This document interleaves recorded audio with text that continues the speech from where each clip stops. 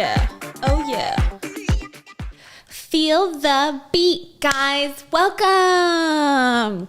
We made it. We made it to another week. And I also made it to another year because I have turned 32. The best age. The best age, you guys. You guys, I'm in the hard right now. I'm in the hard of 32. You know what they say about 32-year-old women? They be crazy, am I right? We got periods.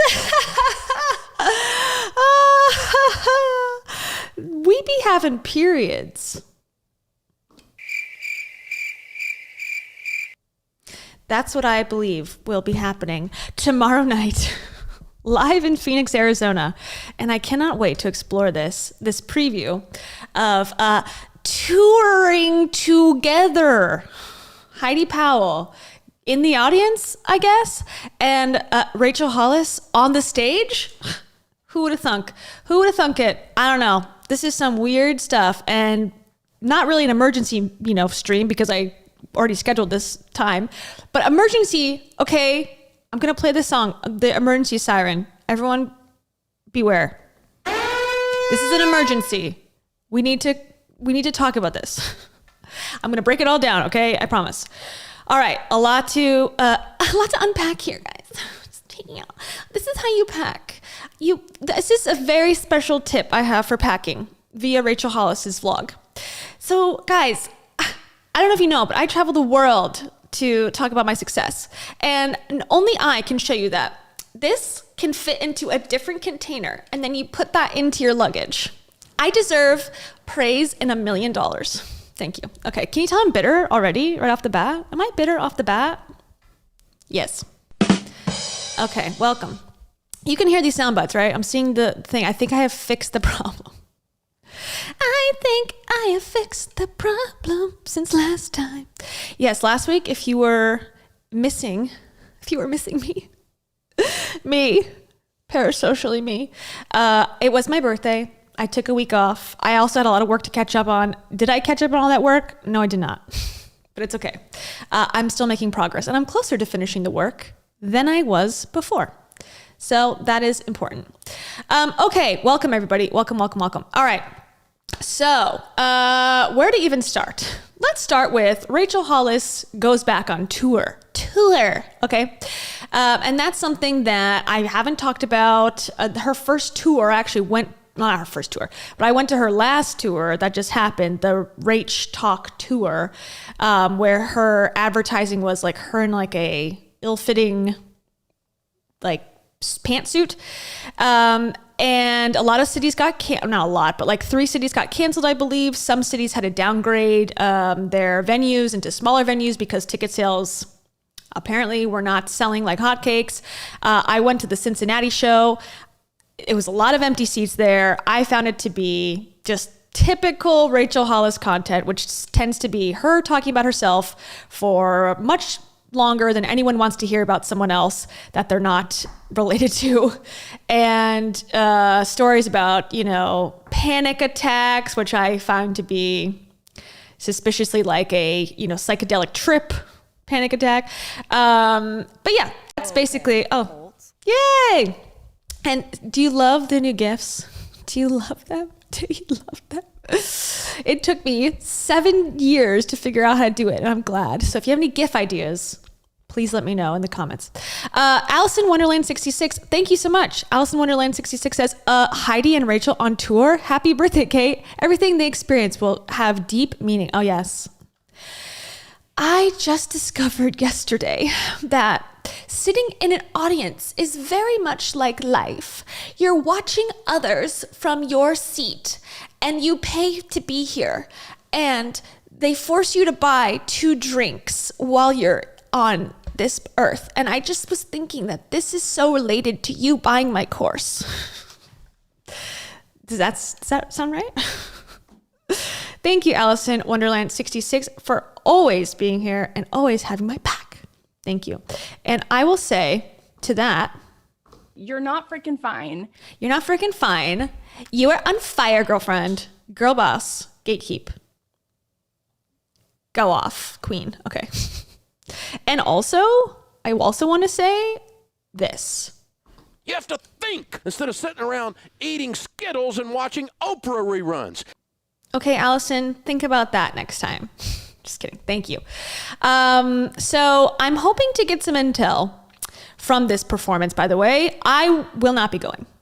I cannot go again to a Rachel Hollis conference or event in the near future, especially such a small, intimate one. I cannot do it. I'm sorry.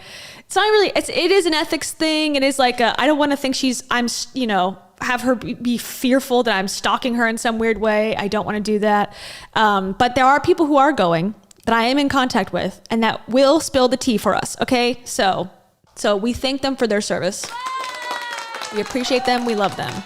And I don't know if they're going to be on the show or just give us some, on the DL stuff. But we'll update it after this happens. And this is tomorrow night once again. So, we'll have some info after it happens. And thank you to Heather DeMaio for being a member for 2 months. Hey, 2-month club. Heather says, talk about capitalizing on Dave's passing. Yikes, just weird and inappropriate. Yeah, yes. I wonder if that will be brought up. And I think there's a Q&A session that her child is going to be involved in, her teenager, who's going to be like fielding these questions somehow. I don't know if he's collecting them or what. So maybe there's a way that he won't be involved in hearing random strangers who are obsessed with his mother ask about his dad. But we'll see. I don't know if she's preventing it, enough. I don't know. First of all, if it was me. Colts. Thanks, Heather. I don't know if it was me. I don't know if I would be leaving my children this quickly again to go on a tour. Personally, but okay, do what you gotta do, especially to be on a comedy tour. That's like, what does this have to do with your brand? I don't know. I'm really sort of confused about what this whole thing is, but we're gonna unpack it, like I said.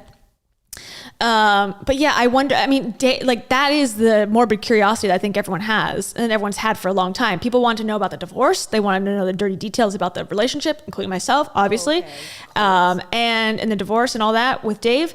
And then now, of course, even more, ironically, morbid curiosity about Dave's death, how much she knew in advance. And if you're buying a ticket, these venues are small, much more small than the arenas she used to sell out in like a minute. So these are like 200 seat-ish venues.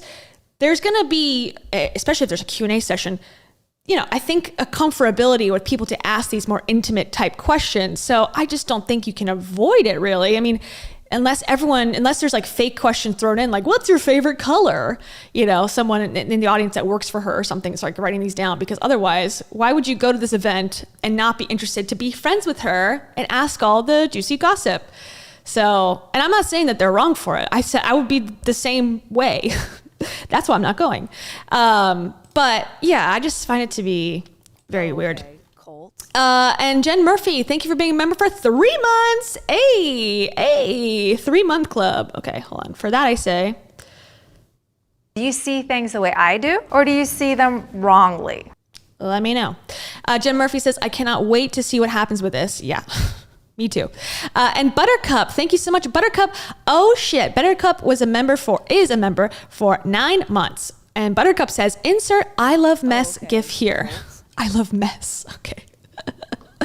And thank you for joining the 9-month club. Okay. And for that, I say, Lord Voldemort supports you and salutes you.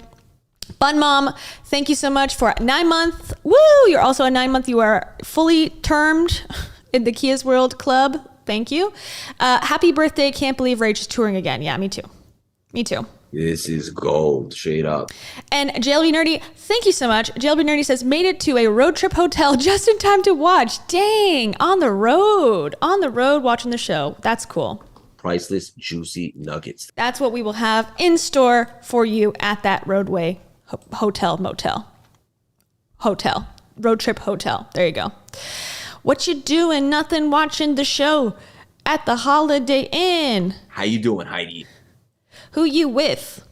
This is so good. Thank you, Craig. Okay, now we've said our hellos. Now we've said our goodbyes. Let's jump into it. Okay, so where do we start? So let me open a video that I edited, not edited, but First of all, let me just say off the bat, Heidi is in a weird ass place right now. Just by watching her Instagram stories as of late, she ain't, in my opinion, she is not doing great. She's posting incessantly, convinced that she's taking time away from the internet, yet posts like 100 posts a day. She posts herself at this like new age bullshit center in Phoenix where she's doing cold plunges every day and taking herself on dates. Okay, which is fine. There's nothing wrong with that. But like, it seems chaotic, you know, knowing the whole situation with Dave, and I don't know, like, I don't think her app's doing very well. I just have a feeling she's kind of like floundering around trying to figure out what to do next. And it's evident via her social media. So basically, oh, who was that? I'm sorry, I missed it. Dang it. Oh, Lindsay. Lindsay, welcome. Also part of the 9-month club. We have some members ready to pop. Lindsay is one of them. This whole sitch is giving me life. It gives me life. Maybe we can play that one. Well, that's weird. Well, whatever. Let's see. Okay. For you, since you did make it to 9 months, I will play that for you. It's giving me life. There you go. Dave. R.I.P. All right. So here we go. So Heidi has been, this is the setup for this clip I'm about to show. Heidi has been taking herself on dates. Now she has a thing on her Instagram. Actually, we can start there on her Instagram where she recently updated like all of her highlights. I noticed while putting together like the research for this. Hey. So it used to say, "How am I?" which is now turned into fear. So apparently not good. She's now fear. And it's about her getting like a routine, not colonoscopy, what's the thing? Endoscopy, where you go down and they check your esophagus for damage. So that's what this highlight is all about. Outfit of the day, 7 dates with me. This is the one that's important. So she's on a journey. She's not dating anyone, and she's dating herself, actually. I lied. She's dating herself.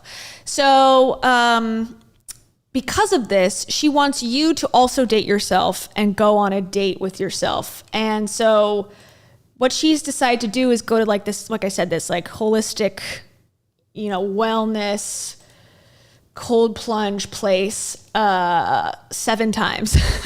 So she's not very creative with herself. She likes to do the same thing every time and of course record it. Of course, record it for the internet, because otherwise, what's the point of, you know, existing, I guess? You must document for the interwebs, and it's just more of this. There again, she read a book, okay, talking about something, doesn't matter. So that's what she's talking about, and then this clip that I'm going to play, she's now going to take herself on a date to the Rachel Hollis comedy tour, comedy hour.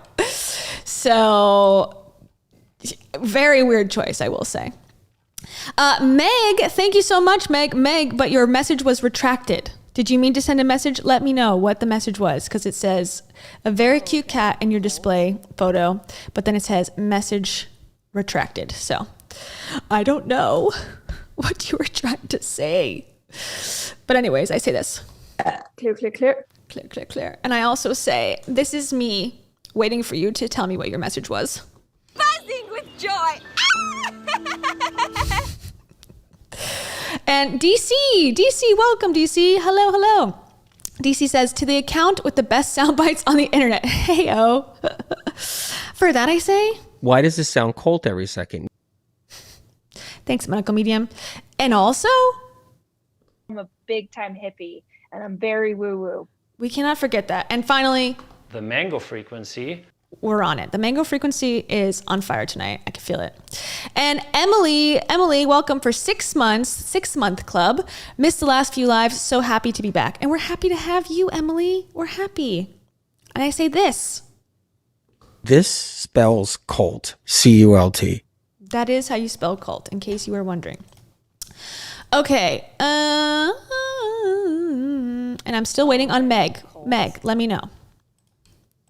I'll search it. Okay. In the meantime, Here is Heidi announcing to us that she is taking herself on a date to the Rachel Hollis tour. Now, because I'm blocked by Rachel Hollis on my Kia's World account, I have artificially inserted the slide into this edit. Now, it is what was there because I went on my other account, which I am not blocked on, and saw it. And again, she has a public account. So if you want to call the authorities, okay? Get over it. I'm just kidding. But yeah, so here we go. Let me raise the volume because I know it's already me low, perhaps. And here she is announcing and explaining why. And she doesn't say Rachel Hollis, by the way. She never says Rachel's name. I thought that was a very important point that someone pointed out on Reddit. So this week's date is something that's different. And because, I started thinking, I was like, what would my ideal date be? I would love to go to Red Rocks and watch a concert, but there were no great artists. I would love a lot of different things. So I actually made a bucket list. I have a bucket list in my phone of things I want to do on my own. This week, though, because I have my kids, it has to be something local. And there is something going on this week that anyone can join me for. I don't know if I'll see you when we're there, but I want to tell you about it. I will say I went and watched the preview to this, and I am so excited about it. I am actually, I'm about to post it. Okay. And then also, in case you can't see this, it says, I'm literally dying about this week's date. Okay. It's still too soon, I feel like. God. Okay, whatever. I'm literally dying about this week's date. And I really think you need to come to this with me. Again, so I asked in the poll, if you join and you are in the live chat, there's a poll, it should still be there, whether Heidi decided to do this on her own. So she's just gonna show up and surprise Rachel, I guess, and be like, hey girl, I bought a ticket, I'm here, creepy. Or if this is some sort of, partnership deal with Rachel Hollis. Now, because of the way that she's linking to it, because of the way she's like, please come with me, I'm tending to believe that it's more a Rachel Hollis, Heidi Powell collab, let's, bury the hatchet type of thing, and girl boss, girl power it up. That's my opinion. I could be swayed the other way. But it is kind of, if she was not invited, this is very, very, very weird behavior. I mean, she's got weird behavior, but that would be, to me, crossing the line a little bit into wacky territory. And it says, ready for the preview to this AZ-based date with myself night? I'm really excited about it. It is not yet sold out, but I really do think if you're in the Arizona area, you should consider joining me for this. Okay, so here it is. Going to this? Yes, I am. Okay, and we'll watch this video, of course. It says, please watch this entire 3-minute sizzle. Okay, she's begging us to watch a Rachel Hollis video. I never thought I would see the day. It says, this incredible mom of 4 beautiful souls is going to have a killer show this week in AZ. And I am 1,000,000% showing up to support and laugh with an audience of amazing women. Get tickets here if you want to join me. Now, I clicked that link. I could not tell if it was an affiliate link. It was a long link, but it was also from Instagram. I couldn't tell. I don't know if you can even get affiliate links for a random comedy club in Phoenix, Arizona. But if you could, Heidi would figure it out. So, you never know. So we're going to watch that video. So hold that thought. Okay. So then she goes back to herself. So she puts that, little slide in there. Oh, there's a laugh that you will not forget. And the caption says, I'm doing it and couldn't be any more excited, ... for her new venture, for me to enjoy the show and hopefully for you to come see it with me. I, for one, would be terrified to do that. She has 500,000 stalkers. No, she has 500,000 followers on Instagram. And you're just like, I'm going to be here in this location at this time, and I'm just going to be in the audience. It's a little weird. I don't know. She doesn't seem to care about safety she doesn't care about privacy. We already know that. I'm going to show another clip that proves that. And it's very concerning to me. But okay, here we go. I am. I'm going. I'm excited. It looks really amazing. I cannot wait to support a really incredible mama. Truly. A really incredible mama who I've actually gotten to witness. I hate that term when like grown women use it like mama. Hey mama, want to join my downline? It's like, stop calling people mama. Like mama, if you're mama, or saying like hot mama, okay. But like mama, I don't know. It's not my thing. I'm not a mama, so maybe it's my personal gripe, but it's just so weird. It's like, can you call her a grown woman? Can you call her like a comedian? Whatever she is, like why is she her first description is mama? She's a human being too, you know? I don't know. That's just my feminist woke take, okay? Firsthand, do the best she can to protect those babies. Anyway, I'm excited. Okay, let me go back just a second. So she's an incredible mama and she did the best she can to protect these babies. Okay. Please go into that more detail. Anyway, I'm excited. I'm excited, and I want to invite anybody to come support and be a part of and enjoy something that is new for her. And I think she's going to kill. It's not that new. She's literally going to talk about her period and her vagina. She's done that for 20 years already. We get it. If you didn't have a chance to watch the entire reel of that, please go watch it. Tap back, go watch her entire thing. It's really funny. And I think this is really a great opportunity. What I was saying, that cut me off, but I was saying I think this is a really incredible opportunity to spread love, right? And support. I'm going to spread love by going to a comedy show. I'm going to spread world peace by watching Rachel Hollis for $40.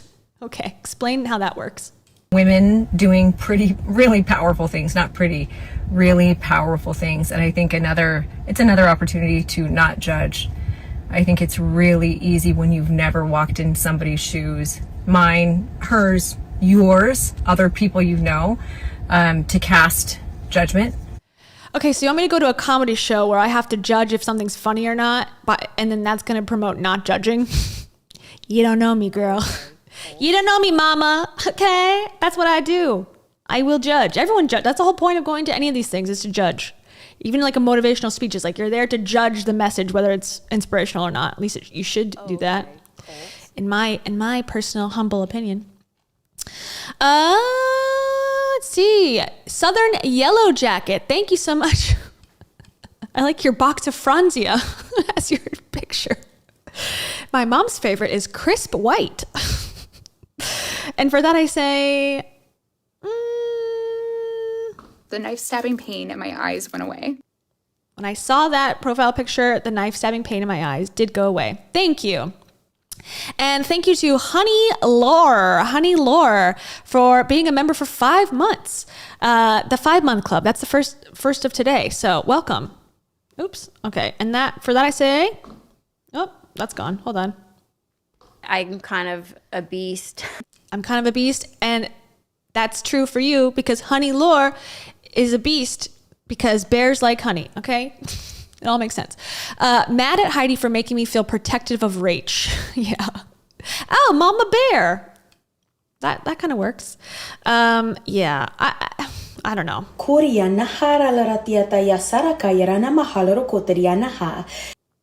I mean, that kind of summed up my feelings too about it. But yeah, let me know what your thoughts are.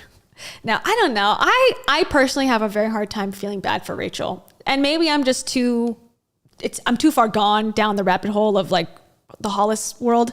I just find everything she does to be strategic, conniving, ruthless, unempathetic, I don't know. So I don't have much. I have sympathy for her as like a mother and someone struggling that their ex-husband died. But based on her reaction, she seems happier than ever. So also I don't feel like she's that upset. I'm more upset for her than she is for herself and her children. So it seems, but that's also a judgment based on a public facing persona, so who knows. But everyone's got their own thoughts. So, who knows? More sound bites? Here you go. It's so quantum. It is so quantum. That's all I have to say. Okay, here we go. It says, I can already hear some of the DMs being typed. Hold off being mean, ... because I will block you from my world. And everyone knows her world is Instagram. Only love and light allowed here. And that's funny that she used that phrase because that's what Rachel Hollis told the bitch, in her opinion, on the Instagram Live that inspired Toiletgate. Also, thank you, Alaska Blue Tundra. Thank you for those free memberships, those gifted memberships. We love that here. Everyone's so excited. Hold on. Hold that thought. Oh, it's a cult. I don't know anything more cultish than that. They act like they do no harm. They act like they're positive. And this is what they're up to. True. Oh, okay. Cult. Again. And welcome everyone to the membership. What was I saying? Oh, so the whole thing that inspired Toiletgate, which is where Rachel Hollis was like, I have a lady who cleans my toilets twice a week. Okay, that whole rant that got her canceled for one of the first times. Or second time, I guess. She said to the person who inspired that whole rant, so the person who called her unrelatable AF, she said, I'm sending you so much love and so much light because I feel like you need it. Here it is. Actually, I have that soundbite pulled. I'm going to send you so much love and so much light and so much good energy today because I feel like you need it. And so it's funny that Heidi is now saying only love and light allowed here. Even though love and light, because you need it, was a bitchy way to say back off to this commenter who was saying you are unrelatable because you keep talking about your housekeeper who is scrubbing your toilets for you and, demeaning. Well, at the time she wasn't demeaning her totally, but later on demeaned her. Anyways, that's a whole thing to say. Weird coincidence or conspiracy theory? Is it all connected? Maybe. Everything always is connected. Okay. Anyways, how to get through that thought. Sorry. Thank you for bearing with me. Okay. So here we go. And the link again. So second time link, K, come have fun with me. But when you start to give people the benefit of the doubt, right, and realize that we are all doing the dang best we can in this thing we call life. The dang best we can.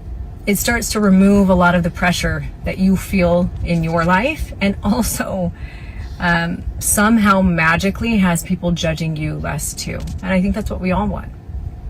All right, I do know that the show is selling out everywhere. I think Arizona is the only one that's not, from what I see. So go get tickets now. Okay, so go get tickets now, guys. Go get tickets right now because everything is sold out, which I guess Salt Lake City did sell out. And again, these are much smaller venues. However, I'm still shocked. I'm utterly shocked that 200 people in this world watch the preview video that we're going to watch and go, yeah, yes. I don't know. Again, I am not the one to be asking, but... Or to do you understand why people like Rachel Hollis? I'm like, but also, no, I don't anymore. And for that I say, like, I'm not drinking the Rachel Hollis Kool-Aid. Thank you, Kendra. Actually, Kendra, you should go. Fly to Phoenix, please. Let us know. Okay, so then I posted this. This is obviously on her Instagram. She's got the baby voice. She's got the little, I'm such an innocent little, I've never ever said a bad thing about anybody. And I have so much fun in my life and I love living so positively. Sorry, I know I'm being bitter, but this is how her voice is in this one. She's got that voice on. It's not quite the Victorian child, but it's definitely not the Toiletgate voice that we're going to revisit in 1 second. So here you go. Here's her promoting her own tour. Okay, guys, her tour.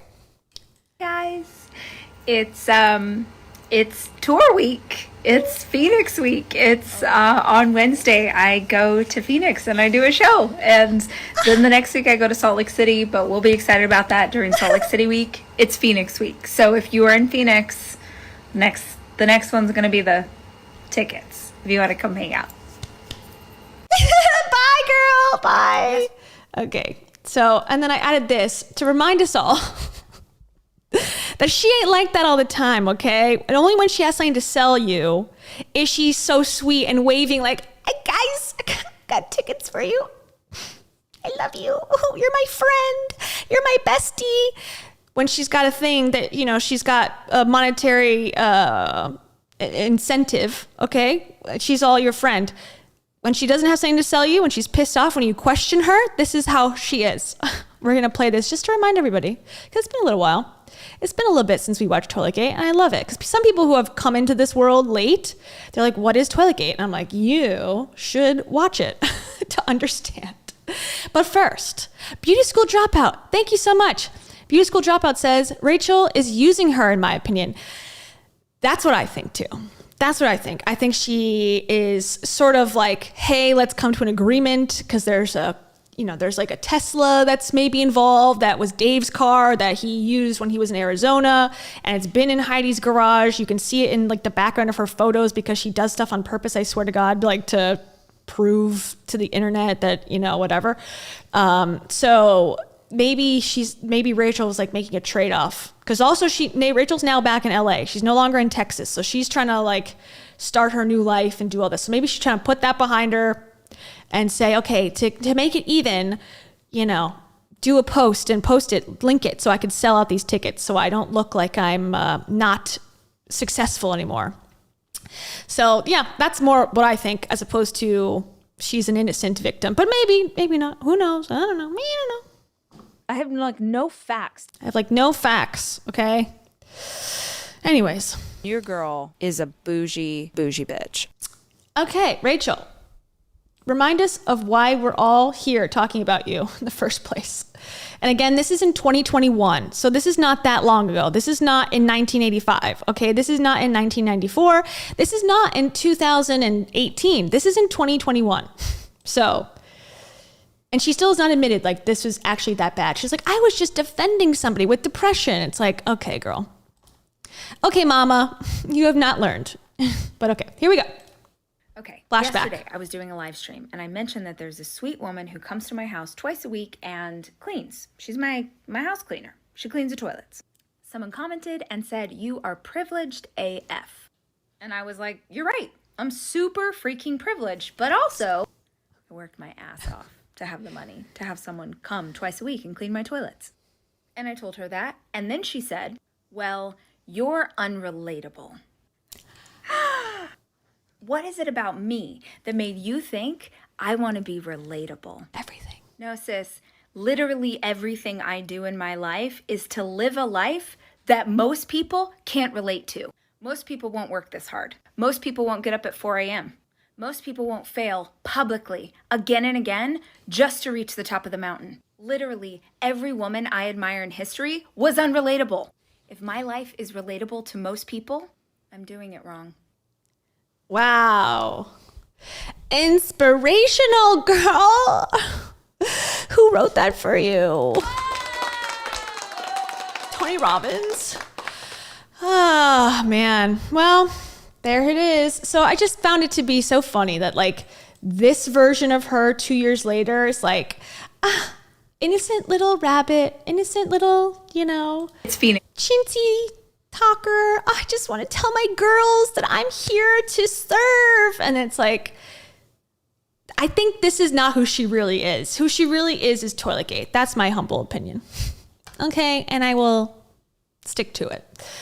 All right, so that's that. That's the beginning. That's like the basic roundup. Now let's dive deeper into what the heck this tour is supposed to be. Now it's different than Rise, as you may recall. Rise conference was her like 3-day conference where it was a bunch of different speakers. It was all supposed to be girl boss energy and why, you know, you should not talk to your sister because she's toxic and write down all your traumas and change and exchange it with people in the audience so we can all have an emotional manipulation moment.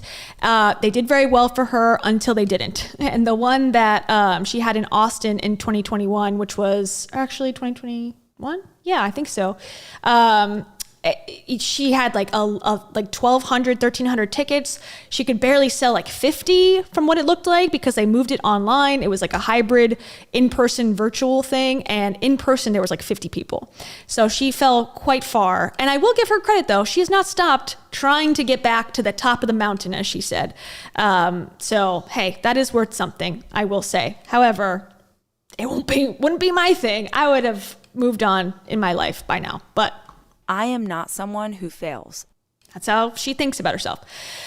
So, okay. So, what should we move to? We got to talk about the tour. Okay, but first, before we move on, I just want to also, like I said, I don't think Heidi is in the best place mentally. And today she posted the most unhinged video. And I've been super critical of Heidi and how much she posts her children online from like the beginning. She has exploited them for a long, long time. Thanks, Ace Bailey. Welcome. She's exploited them for a long time. And I did a whole live stream about it and showed different examples of how she compares her kids and how she judges her kids and how she makes fun of her kids. And like they have no privacy. This one though, that was posted today and I blurred her face. This one to me was the weirdest, grossest, creepiest one that I've seen from her. And that is, the bar is very high for that. So let's play it. Okay. And I feel badly because even playing it with her blurred is like embarrassing, but I just feel like it's important to show like what not to do. Please do not find this content appealing. If you're watching this, please do not. Like, don't ever watch something like this and go, oh, how cute. Like, it's hurting that child, in my opinion.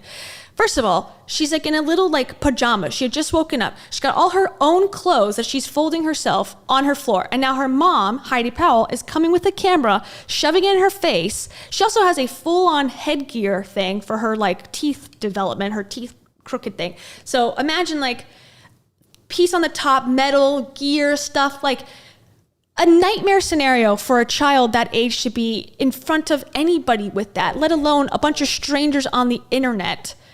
It's so gross to me. And Kim Possible 11, welcome. You're almost 1 month away from being in the 9-month club, which is the best club apparently to be in because it's the most, there's been 2 people in the 9-month club. So you have 1 more month. Just hold on, okay? You can do it. Kim Possible says, Kia's World OG, holla. Yes, this is OG live stream material for sure. And for that I say, I don't know if anybody has worked as hard on this topic as I have. And look who's here. Come here, girlie. Come on. Don't make it difficult. Thank you. Okay, sorry. Go. It's a little more difficult because I have the keyboard plugged in. But it's okay. Here, go on. Hold on, we're rearranging a tiny, tiny bit. There you go. Now you have space. Now you have space. Okay, here we go. Here we're going to play the weirdest clip I've seen in quite a while. Oh. Hi, pretty girl. Hi. Good morning. Good morning. You look so sweet. I've never seen messy hair and a headgear look so beautiful. You're welcome, baby. By the way, my breath stinks. Your breath stinks? Oh! Yeah, smell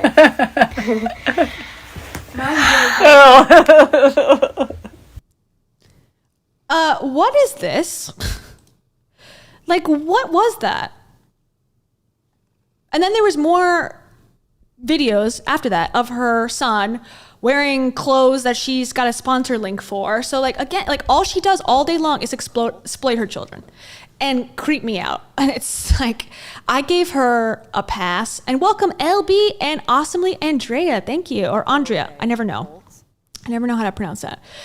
Thank you very much. I like, that's all she does all day. It's just like post about her kids and try to make money from her kids and put them on blast. And I find it to be abhorrent. I don't know how else to square it. Like, to me, it's abusive. I know that's like a strong word, and I'm not saying she's beating them at night. I'm just saying that level of public embarrassment whether she thinks it's cute and funny and like, you know, the moms that are following her think it's so sweet and so cute and precious. It's not. I think it's causing psychological damage. And as soon as she grows up and figures out like the risk that she was being put under with this stuff and the embarrassment that she was being subjected to, I think she'll feel very differently about the situation. She's a child. She doesn't know right now, but just wait until she's an adult and looks back and goes, was my mom protecting me or was she exploiting me? I think now through adult eyes, I can say that she was exploiting me, and that's not good to do. Anyways, another just quick note on the Instagram part. I told you she's got new categories. So she's got fear, outfit of the day, 7 dates with me, makeup tutorial, how are we? And then it's a bunch of like her kids sick. Okay. Her children are different stages of them being, you know, having colds and illnesses and things. So that's weird. Okay. Recipes pushed down, workouts pushed down, mastermind pushed down. And then this is her heart that she put up and put it in the first spot right when Dave passed away. She had taken it away completely. And then, no, not this one. Hold on. This one, my heart, which is her pictures with Dave. She took it away when they broke up, which was, you know, before he died. And then she put it back when he died. And now she's moved it down the carousel. So it's still there. It's just not in the first frame where you can see it on her Instagram. And then hair loss, show up summit, burn fat, abs after baby, metabolism track, boost energy. And this is the infamous, now, I guess, infamous, what do you call it, story, where she makes a joke about there being powder on the counter. And that was boost powder. But now we know that, you know, at least Dave, at some point of his life, you know, was partaking in cocaine because that's what he had in his system when he passed away. So it seems a little bit less funny, I guess, in retrospect, but she kept it up. So, and she obviously just did a little bit of rearranging as of late. So I don't know why she didn't take it down. You want to watch that one real quick just to see? Boost that I was packing. It looks like green apple. It is crisp apple. Why? Story. He needs to try it. What are you doing? I had this shaker bottle filled. Oh, hold on. To make a video because I realized So he was, okay, so I'll just play it from the beginning. have white powder on my thumb and I need to clarify what that white powder is. It's not bad. The white powder is the secret thing that I packed in my, it is the new Boost that I was packing. It looks like green apple. It is crisp apple. Why? Story. It's just different in retrospect, I guess, obviously. And I just remember that was the one that, you know, they joked about a white powder being on her finger. Oh no, it's not drugs. It's Boost powder, apple flavor. It's like, maybe some very vigilant viewer was onto something back then. I don't know. Must have been. Or maybe not. Maybe it was just a weird coincidence as well. Charlotte, the 9-month club. Woo! This is just something I've made up, by the way, today. There is really no secret 9-month club. Except everyone that's been commenting has been 9 months. Not everybody, but most everybody. Charlotte says, hey, 9 months. I never get to watch live. So excited I can tonight. Well, welcome. You came on a very juicy night, I will say.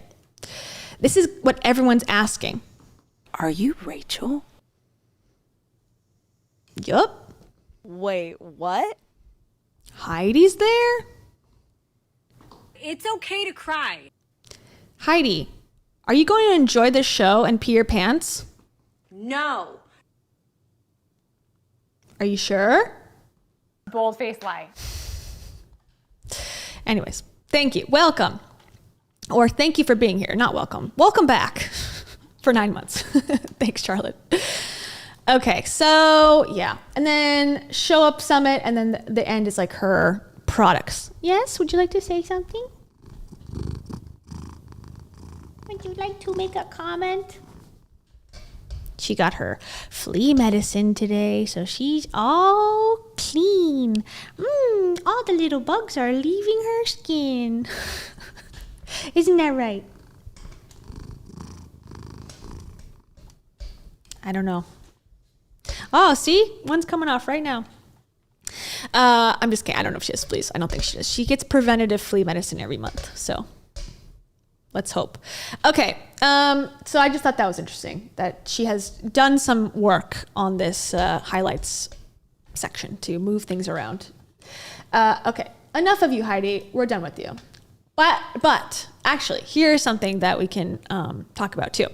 A lot of people were like, were Rachel and Heidi ever close? Were they ever friendly? The answer is, I think they were at one point. I had brought it up in a different stream. I'm not sure which one it is. If you remember, let me know. But there was one where I showed a live stream video of Dave and Heidi, and they were talking about going as a group, like a couples group, blended family. Now, again, this is like very soon after they got divorced, and they were still trying to play it up like, we're choosing joy, we're loving this undecoupling thing. And Heidi and Dave were saying that Kez and Rachel were going to come to their house for Halloween, and they were going to dress up together, and they were so excited about it, and that Rachel was telling Heidi where to take, or where Dave should take, I don't know. Rachel was talking to Dave, and Rachel was telling Dave where to take Heidi on dates, and they were making it seem like everything is just amazing.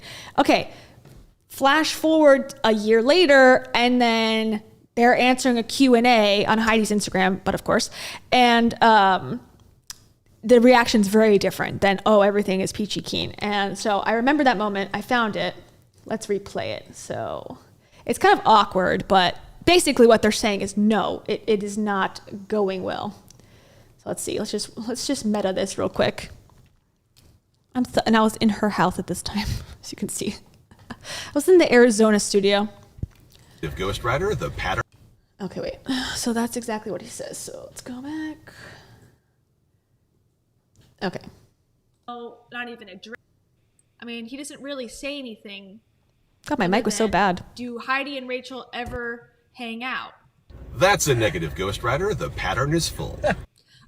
That's all he says. So she puts up the question and records herself smiling and laughing. And he off camera says, that's a negative, Ghost Rider. The pilot says no, or whatever, which I guess is it an airplane reference or some movie reference? Hang out. That's a negative, Ghost Rider. The pattern is full. The pattern is full. So that's all they said about it. So from this point, this is, I think, when she couldn't go to Hawaii, maybe? And she forgot her passport to, I don't know. This was some epic disaster was happening, and they were answering questions. So that was the history that I was aware of. And this stream was from when? Let's see. Okay, so exactly. I still say that. This stream was from 1 year ago in April 2022. So I guess, like I said, the hatchet is buried. Okay, so let's switch gears now. We've dealt with the Heidi Powell component. She's going to be at this show, allegedly, in the audience, I guess. That is the element here. She's trying to hawk tickets for Rachel for some reason. Let's actually see what this tour is, okay? This is, hi, again, her gonna be your bestie, okay? She's gonna be your best friend. She's gonna parasocially hang out with you. I also find like she's made this video 1,000 times in 1,000 different ways using the same exact clips, music style, like not clickbait, but FOMO type editing. It's like, get a new shtick. It ain't working. Like, how many times are you gonna try to like recreate 2014? Like, I don't know. I know I'm being bitchy, but like, just this intro, I'm like, okay, all right. So here we go. Hi guys, it's Rachel Hollis here. If we are not already friends, let me introduce myself. Jump on the stage. I am taking my podcast on tour this summer, And I'm coming to a city near you. The intention behind this podcast tour is to get in a room with a bunch of other people and laugh our butts off. Laugh until we pee our pants just a little bit, because honestly, it's been a really freaking hard year. There's something healing that happens when you can get together with other people and giggle and laugh and let it all come out. So that's what we're gonna do. Anyone had a waxer tell them to flip over and you're like, for what purpose, Sharon? Okay, let me tell you how this tour is a little bit different than what you... Okay, so she's talking about getting her ass waxed, I guess. Vacation labia. She doesn't get waxed though, I heard. She doesn't have a waxer anymore. She is a full bush girly. There's too much bush. So I don't know what joke she's making. We all heard that podcast. I don't shave my chochi. So I guess she's changed it up. She's back to the waxer. Okay. So now she's going to explain why it's different than her other tours. You might have seen me do before. The first part of the evening is stories and jokes and stuff that is mostly going to make sense if you have ever had a period before. Like, I just want to talk about all the weird things that are put on us as women. Why? I don't know. I should say we. I don't want to hear about your period ever again. I know too many details about your fucking period, Rachel Hollis. Stop it. Pull it out. Let's see. No, don't pull it out. She's going to be like, guys, I had a tampon that I left inside for 3 weeks. 3 weeks. It was crazy. And then I took it out. And the lesson there is my husband was an asshole. Like, okay, I don't need to hear it again. But again, I'm not her target audience, I suppose. I guess if you're a lady and you've never heard someone talk about their period or experience it yourself, this is the place to do it. I don't know. It's like, so, like ladies be eating chocolate, right? It's like, okay, girl boss. Like, women are more than just their periods, but okay. Can we just be real in this room? If you wax this regularly, can I get a hand? Okay. If you shave this regularly, okay. If it's 1972 here. Can I get a truth bomb? We're just going to talk about anything and everything. Okay, she's already talked about this on her podcast. She doesn't shave. I don't shave my chochi. We got it. What else? Like, okay, now you're going to pull the audience? I don't know. What is this? Like, what is the material different? This is totally different than anything I've ever said before. It's like, no, I've heard single thing that you've ever said, apparently. Thank you, Josephine Henry. Josephine Henry chose a lime character doing the maracas. Oh, yes. And for that I say, okay, Colt. This beautiful Latina woman. That's what the lemon character reminds me of. And also, whatever. Oh, okay, Colt. And also, that's also what she wants to talk about. She goes, I want to talk about my chochi shaving, my period blood, and farting into an echo chamber. Spend money at this event. Oh, also, we're going to talk about that, but you have to buy 2 drinks. Now, I guess you could buy Coca-Colas, but you are required, in addition to your $35 ticket, plus $5 per ticket, it's like $5.50 per dollar ticket service charge, and then a overall tax becomes like, if you buy tickets for 2, it's like $85. I went through the process yesterday to see how much it actually was, because it's always more. And then you got to, on top of that, buy 2 drinks per person. So it adds up, okay? It adds up. Thank you, Josephine Henry, as per usual. Thank you. And Earthy Eve says, why does she think we always want to hear about her genitals? I guess it's the most interesting part about her, I guess. I don't know. She has more to offer, you'd think, but she likes to stick to the boring stuff, the basics. What is this one? When it comes to her genitals. Oh, perfect. When it comes to her genitals, she will tell you about hers and also ask you about yours inappropriately. It hurts. It stings. That's what someone should say. I have a question. If I have red bumps and they're oozing with a substance, what should I do? I need your help. Which seed should I eat to fix this? And Rachel would say this. I am not a medical authority, but sunflower. Thank you, Earthy Eve. I appreciate that. Okay, back to it. We're not even halfway done yet with this preview. How many more waxing jokes can she make? Let's see. Expect to laugh. We are passing rock-sized clots of blood and continuing to live our lives. At the end of the evening, we're doing... Okay, that's a reference to her period. So we've talked about shaving in her period. So she was selling this show accurately. I just don't find it, funny. I don't know. I know I'm a hater, but I just don't find it funny. I'm sorry. It reminds me of that episode of Parks and Rec where Amy Poehler and the other woman that's on the team with her go back and forth about I need chocolate. Oh, I'm so hot. Oh, and it's like all these women stereotypes. That's like she's playing into that as if that's real, but maybe it is real. But I just feel like that's what men think women are like, not like an actual woman living the experience. Like, that's not what all we do all day, right? I don't know. Very weird. Chels Marie. Thank you, Chels Marie. Also Anne. Hold on, let me go back. Okay, Anne's first. Let me see. Anne says, there's a theory her trauma as a teenager stunted her at that age. I think all the vagina jokes reflect that. That could be true. That's a good point. However, I think seek therapy and work on it before you start giving out life advice to the entire country. But, it's also on you as a consumer to avoid this stuff as well. So it's a 50-50 draw there.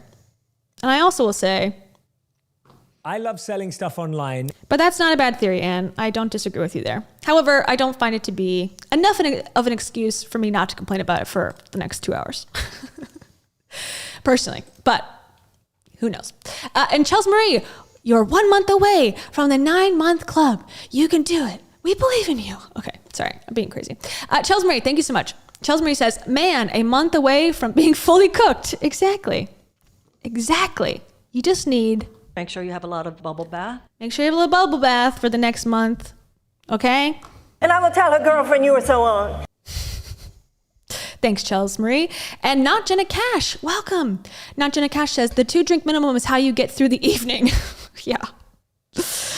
True. How do you laugh about someone talking about blood clots? Well, order up some Chardonnay, baby. I don't find anything funny.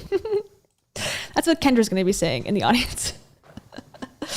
Heidi's going to be, I don't know what, crying probably and videotaping on her phone. It'll be interesting to see what she says. Anyways, okay, back to it. Thank you, everybody. Back to it. Q&A moments with members of the audience where we can get real. We can talk about hard stuff and good stuff and how we're going to get from here to there. Yes, ma'am. Oh yeah, no, if you raise your hands, you're in. If you are looking for a girls' night, if you are looking for something that you can let loose just a little bit, I intentionally planned every single stop on this tour inside a place that will sell you a beer. You should do with that information what you will. Call somebody. Call your best friend. Call your neighbor. Call your coworker. Be like, boop, boop, boop. Because it's 19. I'm so quirky. Boop, boop, boop. Can you believe I just did that? I'm so cool. Okay, I know I'm being such a bitch. I'm sorry. Boop, boop, boop. Can't believe I just did that. Sorry. 1997 when you're making this call. Hey girl. Yeah. She's such a comedian. Come on, we're going to laugh. We're going to pee our pants a little bit, so you'll need to wear a panty liner. And also, yes, we can have a Chablis. I know. It's amazing. I don't normally say this, but I'm going to go ahead and say it this time. You should leave your man at home. 2 pee your pants in 1 3-minute video. Also, we got to talk about this. You cannot bring a man with you. It's against the rules. She is no longer the woke queen that she was, the most liberal ever. Do I still have that? She is the most liberal. Let me see. I am the most liberal. Where she was calling people with periods bleeders Okay, so, you know, she went down that route for some reason, you know, but didn't take it far enough where now she's like, don't bring men to this event because they suck. All of them. The whole gender, if you identify as male, do not show up to my event. It's like, okay. All right. And so she apparently got heckled by one, allegedly. I don't know. It seems fake to me, but I'll let her explain that we can read it about it too. You should leave your man at home.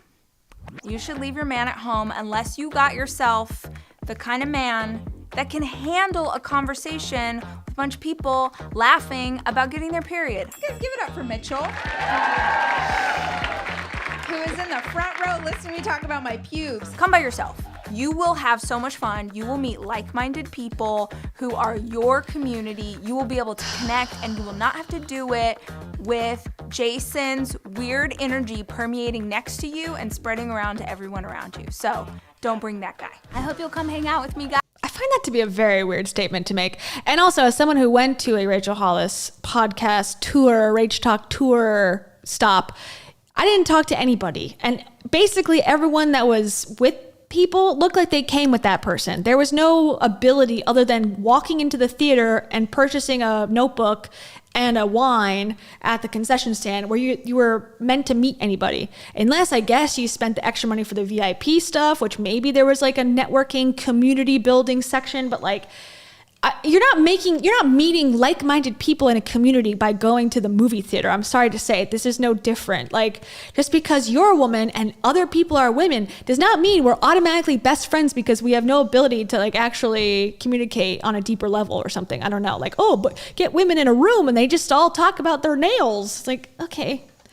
that's not how it works, but okay. But yeah, like the anti-man thing, it's like, I don't know. I don't know how to feel about that. I hope you'll come hang out with me, guys, and we can laugh and we can have fun and maybe we cry a little, but we learned something and we go out into the world filled back up and ready to be the incredible leaders that we are. The incredible leaders that we are. By hearing about me talk about my shaving my vagina, it does not make sense to me. I'm sorry. What are you talking about? And also, just a quick mean comment. She does not have a wrinkle. Okay, I know I have a little shininess. She's got like Barbie plastic forehead in this video specifically. I just think I need to say that she's looking young for 40. She's looking baby porcelain skin. Fabulous, okay? Whatever she's doing, I'll take some, girlfriend. Yes, mama. Yes, work. Men suck. Men have nothing to offer. I have a period. Period. See? I can fit in, right? I can fit in. Frankie Casual Pasta Perfection. Thank you for upgrading your membership to the Pancake Breakfast Club. Woo. I need you. Hold on. Actually, I have a special soundbite for you. I'll add you to the list, okay? We will be a part of the end song. I will add you to my notes. Right meow, okay? Taro, write that down. We need to add Frankie to the list. Thank you for upgrading. That's awesome. And if you want to upgrade, you will be a part of the song at the end that I do it after every live stream where I do a story/song about all of the Pancake Breakfast Club members. Okay. And KT, thank you so much, KT. KT says she has too much reverence for men to put them through this. That's true. She's like, men, I respect you too much. Gotta love you. I ain't gonna make you watch this horrendous display of feminism, I guess. I don't know. I agree. Very weird energy, that whole thing. Like the jokes that she shared, again, shaving her butt. She's got pubes, everybody. She also has a period. I heard no other jokes, no other anything. And she's like, we're going to become leaders based on this information. Okay. Cool, girl. Cool. And for that, I say, you look like a Lord of the Rings elf. That's for you, Katie. And then when's the tour, Joms? The tour is my tour or her tour? This is tomorrow. Her tour. Andrea. Welcome, Andrea or Andrea. I never know, like I said. 9 months. Okay, cult. Apparently everyone joined 9 months ago. And now everyone's ready for that bun in the oven to be a child that is now going to join the cult as well. And for that I say, protect the underdog from the bullies that lurk the night. Oh, okay. Colts. Okay, the bullies that are lurking the night, Andrea. That's good advice for you. Thank you. And Sabrina Rojas, thank you so much. Sabrina Rojas says, come and have a Chablis, not something more relatable, like, say, a Chardonnay. You know who likes Chablis? My mother's friend from high school. She always liked Chablis. She, I guess, is the target audience for the Rachel Hollis content. So maybe she's got an inside scoop on the Chablis target market or something. But you know what I would be drinking? Got my celery juice right here. Forget Chablis and Chardonnay. Gonna have to actually drink a little celery juice. Keep me going here. I love how she did that Dr. Amen interview, and he told her, if you care about your brain, which she claims is like her most important asset in life, like she just loves her brain and is like such a neuroscience nerd, he's like, do not drink any more alcohol. The doubling down on her just like exploding with like the alcohol and how amazing it is and how great it is, and you should buy a beer, and here's, come to my event we get two, you have to buy two drinks to stay. It's very interesting reversal, I guess, from that period to now. Thank you, Sabrina. Okay, and John says, we need a Kia's World Tour complete with sound bites and pancakes. Yeah, we can have a pancake fundraiser, a pancake breakfast. We can do it at the Rotary in every local town from here to Omaha. And it'll be great. I'm down. Okay, so now let's take a look at the website. Let's take a look. You see, how do I do this? Live streaming is so hard. Okay, wait. So I didn't delete. Hold on. There it is. Whenever I go full screen and then I minimize it, it stops. Do you hear that snoring in the background? Hold on. Stand by, everybody.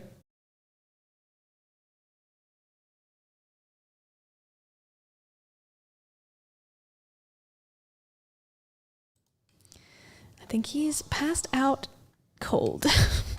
He heard women talk and he was like, I'm gone. Okay. Let's see. Here we are. Here's the Phoenix one specifically. So how it's, okay, also, we didn't talk about this yet. It's called Rachel Hollis, Happy in the Same Pants.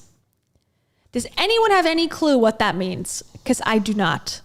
Happy in the same pants. As opposed to what?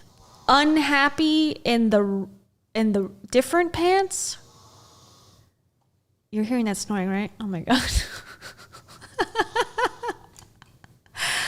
I screamed and said, please stop. And it's getting louder. This is why you don't bring bed. Steven. I was pretty loud. I guess I could make I could call. Maybe his phone will ring. He's like on the couch within 10 feet of me. So, it's one of those situations. Men, am I right? They just be snoring. They just be snoring at everything. Okay. So it says Rachel Hollis, happy in the same pants. Yeah, I don't know. I was trying to like rack my brain, and someone pointed out they blurred it. You can see. Okay, I don't know if you can see, but can you zoom in anymore? Here, I can do a screenshot. If you zoom in, you can see apparently that they blurred it a little bit, but you can see her wedding ring apparently. How do I zoom? Zoom, zoom, zoom. Well, I'll circle it for you. That's all I can do apparently. Oh my God, Stephen, stop. There it is. Okay. I feel like I should get up and like do something about this before it becomes too hard. Okay, everyone take a pause. Give me 1 second. Hold on, okay? I'll be right back.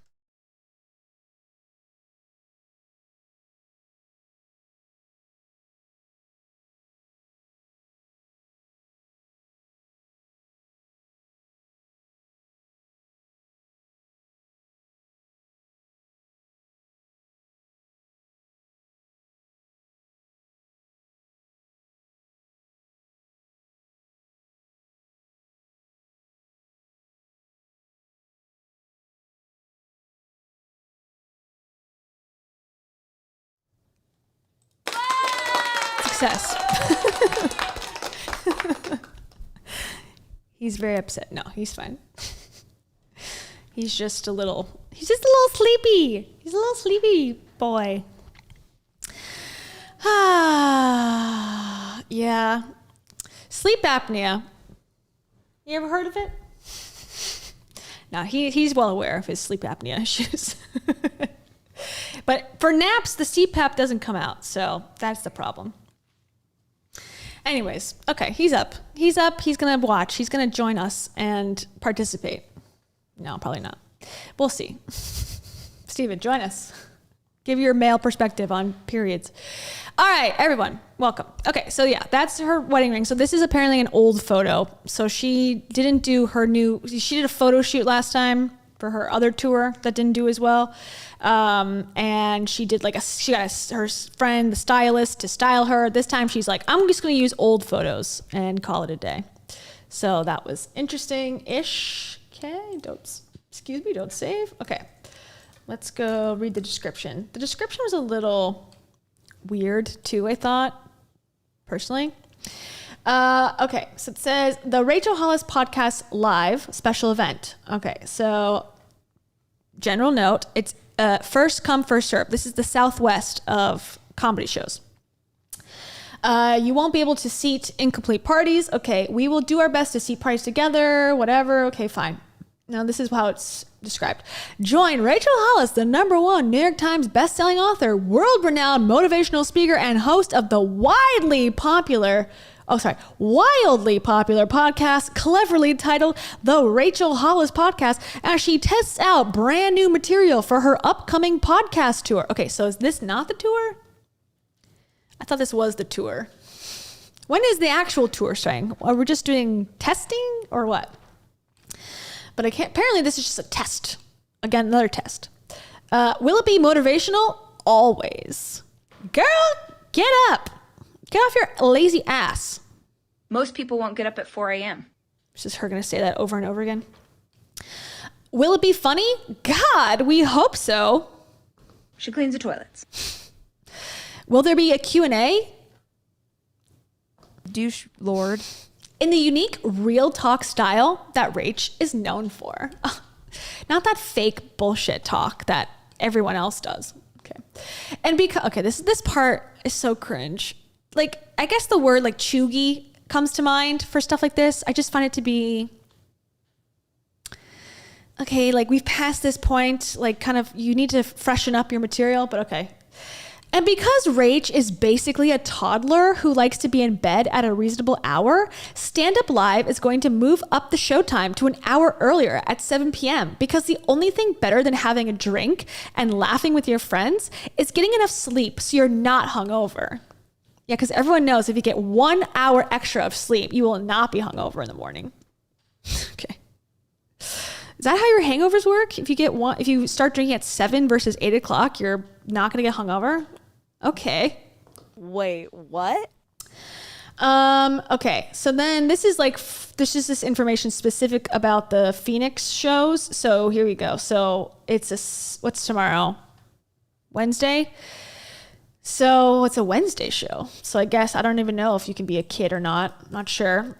2 drink minimum per person inside of the showroom. You need to have an ID. Okay. All sales are final and no refunds will be given under any circumstances. Okay.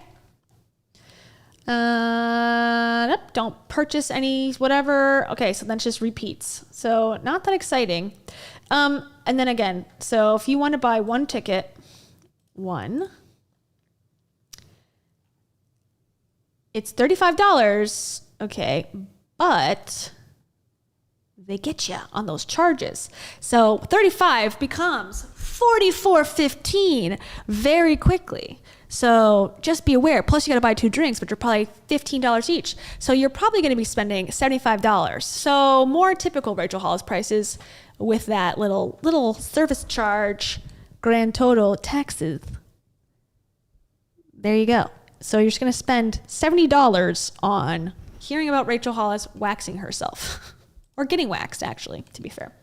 I want to read the stuff about the New York guy who was apparently harassing her Where can I find that? Someone knows. Somebody knows. Where was that one? Because I was looking for it briefly and I could not locate it. And just because I love looking at the stage and looking at how many seats are around.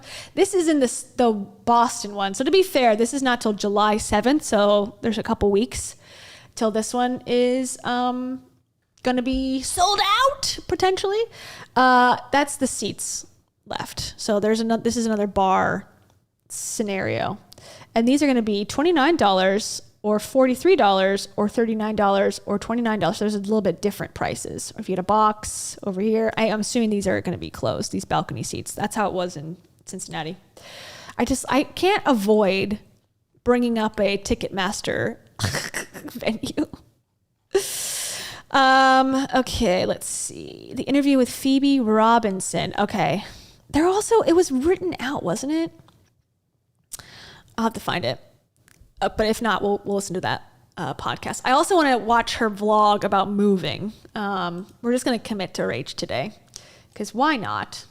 Oh yeah, here is some more information. If you go to Rachel Hollis's website, MsRachelHollis.com, it's not usually updated at all. Like it's pretty old stuff. Like coconut corn chowder has been here for like years. No overnight oats, stress-free Thanksgiving. So this page is pretty unupdated, but it looks like at least they added something. And then it says, Rachel Hollis, this is MsRachelHollis.com/tour. And also, if you look closely, Los Angeles, California, and New York were sold out. Phoenix, still available. Salt Lake City, sold out. Boston and Toronto, still available. And then more cities announced soon. So 1, 2, 3, 4, 5, 6 hypothetical new cities on top of these 1, 2, 3, 4, 5, 6 actual cities. And before, you remember, she went to more Midwestern places. So she went to Birmingham, she went to Cincinnati, she was supposed to go to Cleveland, but then Cleveland, the show didn't sell, so she canceled Cleveland and just had Cincinnati. She went to, God, what else? She was supposed to go to, I forget now. There was so many that didn't end up going anywhere. Okay, cool. But she didn't go. These are the much bigger cities. So I guess the thought was go to a more populated area. Or she went to Chicago, but it was like a suburb of Chicago last time. I guess she's like, well, there's more population. There'll be more chance that people will go, and the venues are smaller. So better chance to sell out, which I think is probably better for the brand, for sure. We already watched this. Okay, and here's some more. Oh, okay, here it is about the boyfriend. So we'll get to it. Let's read it. But first, let's see. Oh, Omaha. Yeah, Omaha was the one that got canceled. That's one of them that got canceled. Casual Pasta. Casual Pasta says, caution, the first 5 rows will get wet with pee. Yeah. Beware. Where is that? Oh, I put it in the fart category. Peed my pants. I have to go do a potty. That's what Heidi will say. She goes, I have to go do a potty. He's always in the bathroom. That soundbite has new meaning too now, looking back in retrospect, that he's always in the bathroom soundbite, but we'll keep it for now. What is this one? I do number 2. Oh yeah, Jenna Kutcher. And finally, Matthew McConaughey says, oh shit, there's shit on the pillow. Oh, okay. Colts. There you go. Let's see, did I miss anything while I was waking the beast? Just kidding. He's not a beast. He's not a beast. I'm kind of a beast. Reina de la Cruz. Thank you so much. Reina de la Cruz chose 2 hands, high-fiving. Well, there you go. What I have to say about that is, I don't know anything more cultish than that. high fives are so cultish. Also, Buzzing with joy. let me try again. Hold on. I want to mime that one so bad. Buzzing with joy. Is that good? Okay. Thank you. Appreciate it. Okay. Here we go. here's what you need to know and how this is a little different than what you've seen from me before. We're going to laugh. We're going to laugh. Can I be real? No, I prefer you to be fake, please. Can I be real? My kids and I have had a really, italicized, bolded, tough year. So when I was thinking about how I wanted to spend time with y'all this summer, why don't you spend time with your family? Okay, sorry. Oops. Oopsies. One thing was clear. I want to laugh. I want to hang out and giggle and tell the kinds of stories and secrets I'd share with you at a girls' night. How creepy. How parasocially creepy. Like, you're not these people's friends. I'm going to promise you the mirage of companionship. By you showing up and paying me money, I'm going to share my stories as if you were my friend. I don't know. It's a weird way to sell to me. Expect lots of jokes about mom jeans, periods, bikini waxes, and anything else I can think of. Well, what else could you possibly think of? That's all there is, girl. That's all there is. We know it.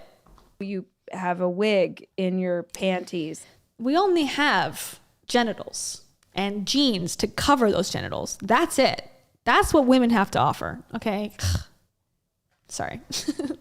2, we're going to do a live Q&A. You know that, okay, you know those episodes of Ask Rach Live that y'all love on the podcast? No. Well, we're doing that. Before the show, you can submit a question, probably to one of my teenagers, since it's summer, and I'm totally going to rope them into helping. And I'll answer questions live during the show. So yes, you're going to laugh, but we'll also get real, talk about hard things, and maybe learn from each other along the way. Okay, so we got exploit women's lack of community. Okay, got it. Number 2, exploit my own emotional trauma for money. Got it. Number 2. Okay, what else are you going to be exploiting? Alcohol. Oh, alcohol consumption. Okay, good. Number 3, you can totally have an adult bevy. A big difference with this tour is that I'm purposely leaning into my alcoholism. Okay, sorry. That I'm purposely holding each show in a theater that serves, well, adult beverages. Now, of course, you can have coffee or sparkling water or soda if you're a loser. I'm just kidding. But if by chance you need a mama's night out or a sister date, and that would be made more enjoyable by a glass of Chardonnay, oh, see, the Chablis has been cut. Now replaced with Chardonnay. Well, we got that too. Okay, awesome. Now, number 4, exploit men suck and offer nothing to this world. Exploit that. There's another exploitation. Number 4, you should definitely leave your man at home. Okay, normally I don't say this. Normally I'm like, everyone is welcome. Just make sure your man can handle some menstruation talk. But at a recent show, someone brought her husband, and well, he was basically the worst. He was such a bad vibe to everyone around him, and he totally yucked her yum. Isn't that like a sex thing? Okay, sorry. Meaning he came with her, but did he come with her? Okay. He came with her, but made sure to be such a douche lord that she couldn't possibly enjoy herself. This is weird. This is the most bizarre part of this, other than Heidi going. What is she talking about? Like, first of all, what happened? I need some information. Someone from that New York show, please contact me on Instagram, please. I need to know what happened. Like, was there a blowout? Was this guy kicked out? Like, did he heckle her? What happened? Was he just looking like, I hate this? Because obviously he would hate it because who would want to go to something like this as a woman, let alone a man? Okay, I'm just so confused as why she's like including this on her website. I don't know. Okay, so he's a douche lord. Douche lord. That's how she usually describes herself. Actually, because in that clip is how she describes herself. Anyways, so don't bring your hubs, your boyfriend, or your brother unless they will find jokes about periods hilarious. Seriously. There have been men in every crowd who are peeing their pants laughing. I don't think that's true, girl. I don't think that's true. Peed my pants. But okay. those dudes are my kind of dudes. But if you're not sure if your man is one of those, he's not. Bring your bestie, your coworker, or honestly, just come alone and make great new friends. Oh, okay. Cool. Okay. I promise it'll be way better. I don't know. It feels discriminatory, doesn't this? Like, if you're a man, don't come to my event that is open to the public as long as you pay for a ticket. It seems very mean. I don't know. She doesn't seem to be she seems to be a kiss up to men a lot. Tony Robbins. But then like, oh no, but now I only can exploit women, I guess, is her grift, I suppose. Anyways, Starry Nights, welcome. Starry Nights, there you go. Are you snoring, Starry Nights? Are you snoring off camera right now? Let me know. Are you snoring as Lord Voldemort would? Are you snoring like Lord Voldemort again? Also, I say this. I love you. Oh, oops. Take that back. I love you. There you go. There you go, Starry Nights.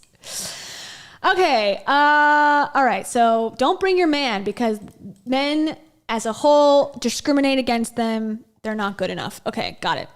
And finally, number 5. More cities are coming, but only once a month. Typically, a tour is continuously traveling around from one city to another. But I'm a busy mama of 4, and I just can't commit to that kind of schedule. I know you guys get it. Instead, I'm traveling all over the place, doing essentially 1 weekend a month. I'll be announcing the next city soon, so make sure you're following me on Instagram to be the first to know. I have a feeling, because she said the last time she had tour, that she was going to add more cities, and then obviously she had to cut cities because it was so unsuccessful. I think that's the same thing here. She's saying like, I'll add more cities if these sell correctly, because they're not going to commit to a full tour, but she wants to badly, it seems, to tour around, be away from her mama roles perhaps. But whatever, that's my judgment. And there you go. So she's not committing. She just is a busy mama. You can't blame her for that. But she's going to Canada, so I guess she's got time for that. I don't know. Very typical Rachel Hollis behavior, I guess. Oh, yeah. And then also, I got this email, and she said they're sold out. So because New York and LA sold out, then they decided to open the other cities. So I think they're playing it a little slow, which I think is smart. Don't go all out like last time and go, I'm going to have another Rise conference. That didn't work. I'm going to do a podcast tour for 1,000 people. That didn't work. Now she's starting slow. That's what I think she should have done a year ago. Come back slowly. I also want to talk about this for quite a second. This is also a sort of an ad for her tour. This is from 7 days ago. It says, the first time I went on a dating app, I was 38 and single, basically for the first time in my adult life. Now back then she was like, I was just on it for friends, just to be a goofy little cool girl and have some friends on there. I just so happened to meet the love of my life who I love and I'm deeply in love with. This is my Raya profile. Awkward stories, terrible dating advice, and a live Q&A. My podcast is on tour this summer, link in bio. So I guess she's going to give love advice because that's exactly what we all need. She gave terrible marriage advice. Now she's ready to give terrible dating advice, but at least she's admitting that it's terrible this time.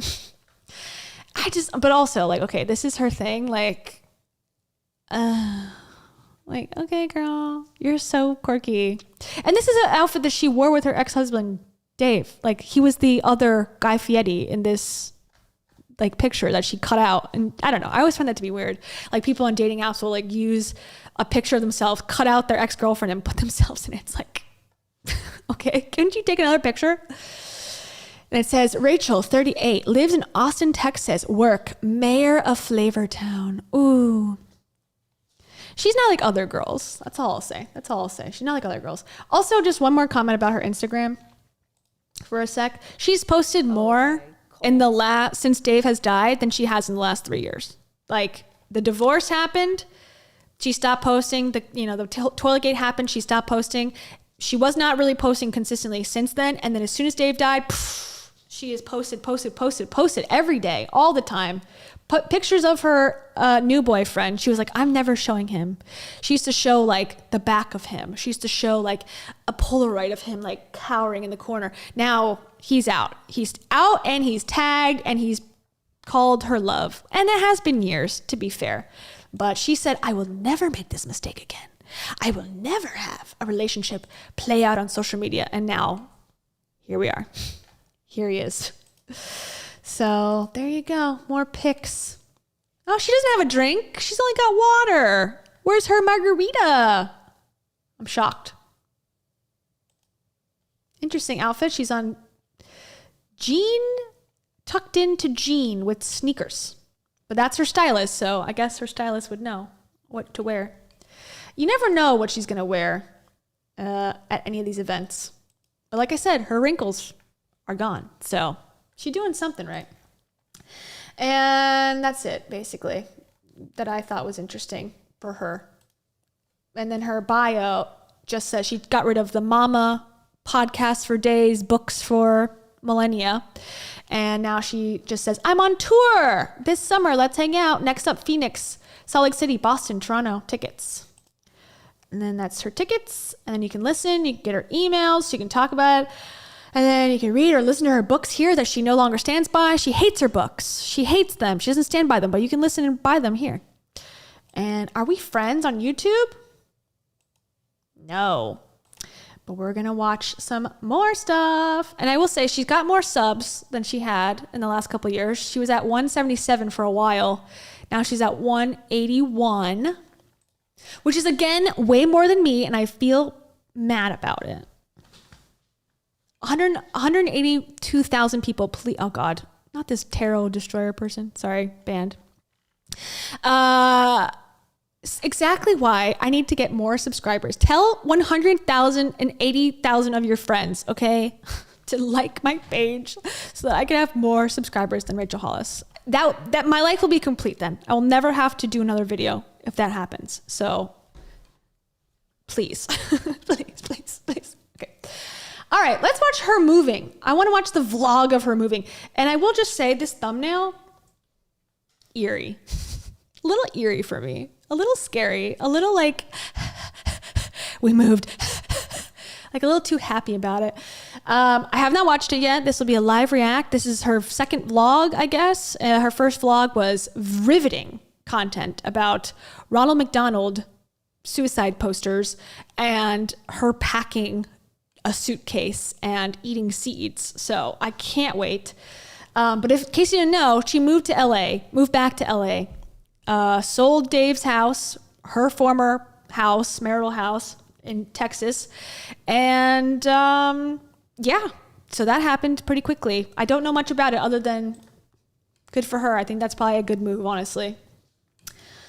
And here we go. So it says life update. We moved. Also, she turned all her comments off of YouTube. She before had comments on YouTube and not on Instagram. Now it's no longer on YouTube or Instagram. And also, I will just say her views are pretty low for her sub count and for how consistent she's been with posting. She's got 1,000, 1.3 thousand. This one, the vlog we're going to watch, has 9,000, which is more, obviously. The tour thing, promo, 1.1. Secrets to My Success. I would also like to watch that one after. It's only 14 minutes, so I'm curious as to what she is going to deem her success and how she got it. That's got 4.3 thousand views. Rainn Wilson only brought in 1.7 thousand. So she must be doing well on podcast platforms, on Spotify, on Apple Podcast, because if I was a JCPenney, I would be like, this, what am I spending hundreds of thousands of dollars for this type of return? But again, I ain't JCPenney. Okay. Hi guys. Here we go. Life update. We moved, and look how happy and excited she is. I'm really feeling the energy that she is happier than ever, which I guess you deserve to be happy. I just feel like it's very soon to be publicly displaying how happy you are after a pretty huge trauma in your children's lives at the very least. But hey, I'm a judgmental. follow me. Okay. Intentional with Maria. Thank you. Welcome. Okay, here we go. Guys, it's Rach. Welcome to another episode of the show and some big news. Also, she gets her nails done again. And also she uses cups again.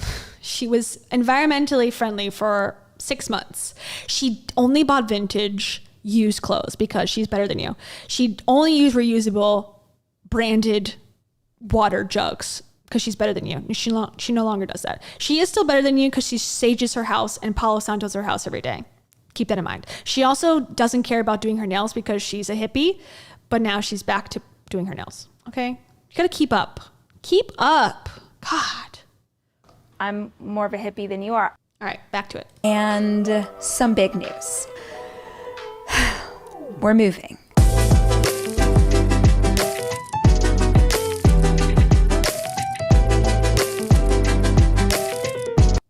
Oh my God. Very specifically, we are moving back to California / Los Angeles, which is where we are from originally. Maybe some of you have been noticing slowly but surely the room behind me has been emptying of stuff.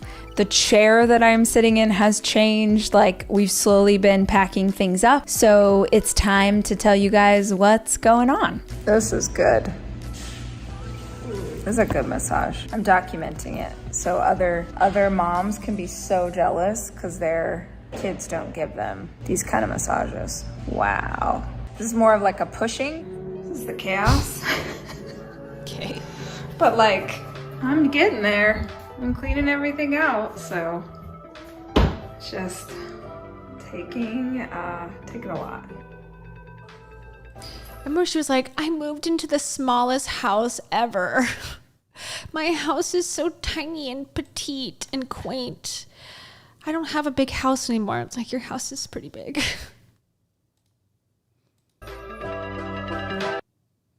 Coffee machine, vital equipment.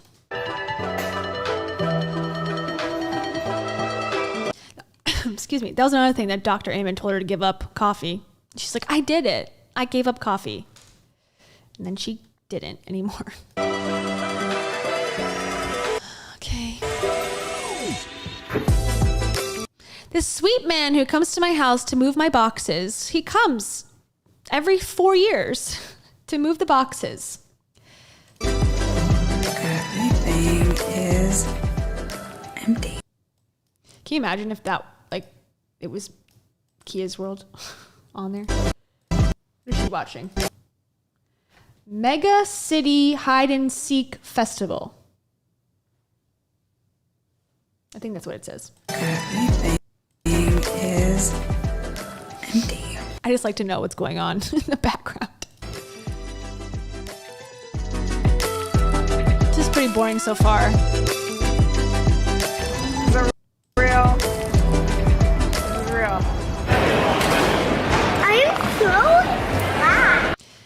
I'm kind of surprised. I mean, I'm not surprised that they flew, but usually in a trip like this, you would drive, no? But I guess there's 1,000 children they have to transport. So I guess they're just going to fly.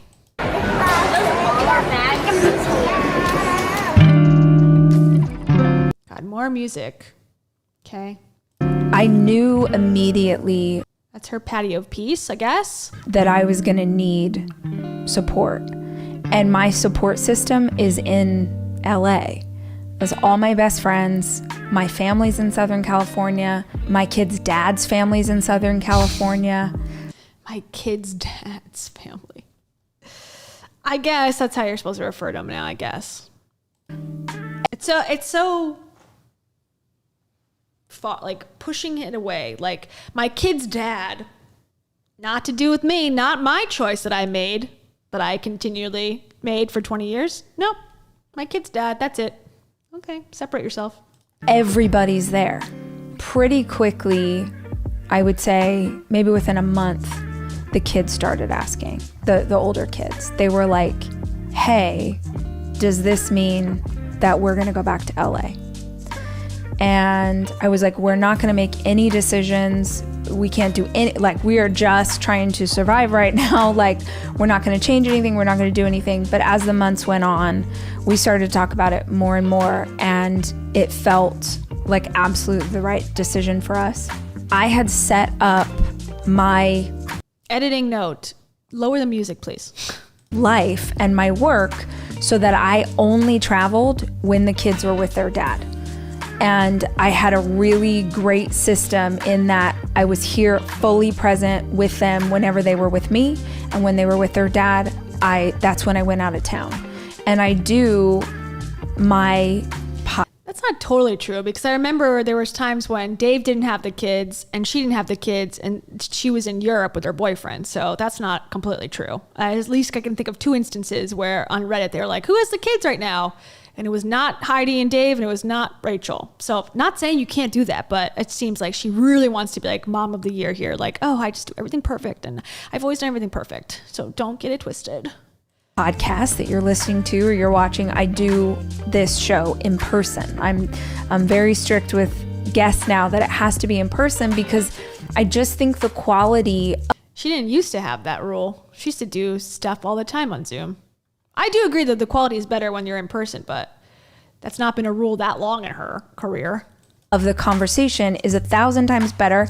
And I don't know about you guys, but I'm tired of talking to people through a screen. I don't want to do that anymore. I want to be with real people in real life. It's why I'm going on a podcast tour this summer. I just want to be in the room with you. Like, I want to see your outfit and how you did your hair. I want to see real people. And I get to make more money in person. It's easier to sell once you're there in person. Put it out. We'd booked a bunch of people. And then I found myself with all of these podcast dates set up. And in order to accommodate them, I was going to have to travel away from my kids. And I was traveling to LA. So I was like, this is crazy. The only way that I can actually do this work and not have to leave the kids is that the work has to be in the same place that the kids are. We made the decision as a family to move back to LA. I had been looking for a place in LA for about 9 months. I had been 9-month club. Ah! And I was like, I'm going to get a little 1-bedroom, cute little something. And I'm going to put the podcast studio in this space, and then I'm going to just sleep there whenever I come to town. But that's also where the podcast is going to be. And every time I would be like, oh my gosh, this is perfect. This is exactly where I want to be. It would not work out. It would fall through the cracks. Like, the weirdest stuff would happen. People would be about to rent their place, and then all of a sudden they'd be like, actually, we don't want to rent it. We're going to live in it instead. Like, just the weirdest stuff happened. The craziest stuff. Like people would want to sell their house, and then they were like, oh, no one's going to buy it. I don't know, I guess. I think she's inferring here that divine intervention, God intervened and saved me from buying a 1-bedroom and let me buy a 3-bedroom instead, I guess. Where I was like, what is going on? Why? I'm like trying to manifest it. I'm using all my things, like visualizing me in this great little, tete-a-tete, like I'm in this little something, like having a podcast interview, walking to get coffee, doing the whole thing. God had bigger plans for me. I could not be in a little tiny apartment. I had to be in a big mansion, and God knows that. I mean, she knows that. The universe of she knew that. I'm not meant for tiny little digs. I'm meant for more. I'm actually made for more, you may say. I'm like, why won't this work? And now I'm like, because the universe knew that I was going to need a bigger place. Like, if I had signed. Totally. The universe for homeless people who are homeless, people experiencing homelessness, God knows that they need to be on the street to get some life experience, to work off the karma from their last world tour of their life where they were jerks. They deserve to be there, right, babe? So now God knows that the Rachel Hollises of the world deserve and need the biggest houses. The world is a perfect place, especially when you're manifesting or woman-festing. But she said she actually was trying to woman-fest and couldn't do it. It's also like, I don't know. Yeah, I agree with everyone. It's like, why is this our business? It's not. It's not. None of this is interesting, really, other than morbid curiosity about a woman who's had a chaotic life her whole life. I don't know. I'm not getting anything from this other than she feels entitled and thinks that the universe works for her, which, hey, kind of does. Find a lease to rent something, I would have been trapped in this thing and not able to make this move. So just a reminder that when she would have been trapped in a lease and not been able to make this move, I find that highly doubtful. I think she's fine financially. If you rented a 1-bedroom apartment, I think you could also buy a house in LA. You just sold Dave's estate, literally, and you got all of his estate, I'm assuming, which is probably fairly significant based on he didn't have to work for several years after he and her broke up. I couldn't have done it. Like, what are you talking about? You are not normal people here. And stuff isn't working out, don't try and force it. Because now I'm like, oh, that's why. We were looking at places, nothing was really that good. Nothing really like spoke to me or felt like, oh, we belong here. This is what we're supposed to do. My boyfriend and I went out. He's like, I just feel like. Did you know her boyfriend is from Europe? What did her boyfriend say? I can't wait. Let me go back. Hold on. What did her boyfriend say? Supposed to do. My boyfriend and I went out. He's like, I just feel like today's the day. You're going to walk into the house like it's going to be the day. We pull up in front of the house. I'm like, oh, this is cute. Like this little vibe. The door opens and there's a woman standing there, the real estate agent. And she's like, a sweet woman who has sold me my house. Rachel? And I'm like, oh God. Rachel Hollis? Is that you? Are you Rachel? Everyone in her life is like, are you Rachel? Are you Rachel? I knew you'd come today to buy this house. I knew it. The universe works in your favor, girl. She and I used to go to church together 5 or 6 years before. She's like, oh my gosh, what are you doing here? Like, what's going on? And I'm like, oh my gosh, well, I'm looking for da-da-da-da. I already had such a good feeling. Just seeing her made me feel like something's going on here.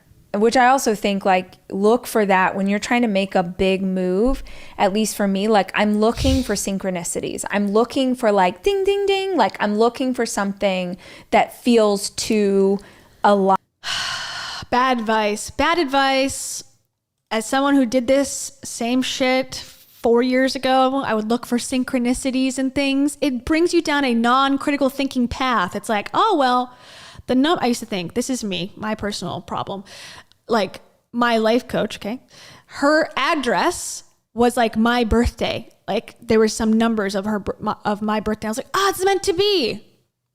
No, red flag. No.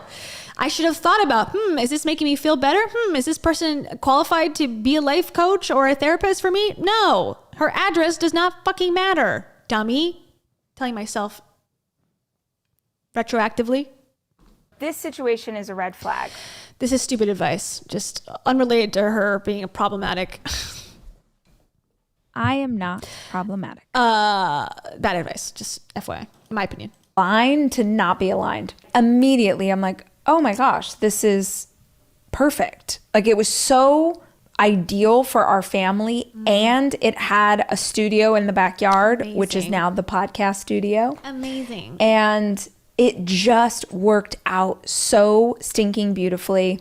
We were like, okay, this is amazing. I'm like, I will take it. Get me this. Let me have this thing. I don't even think the house had made it onto the market yet. It was just so. How did she know? How did she show up to it?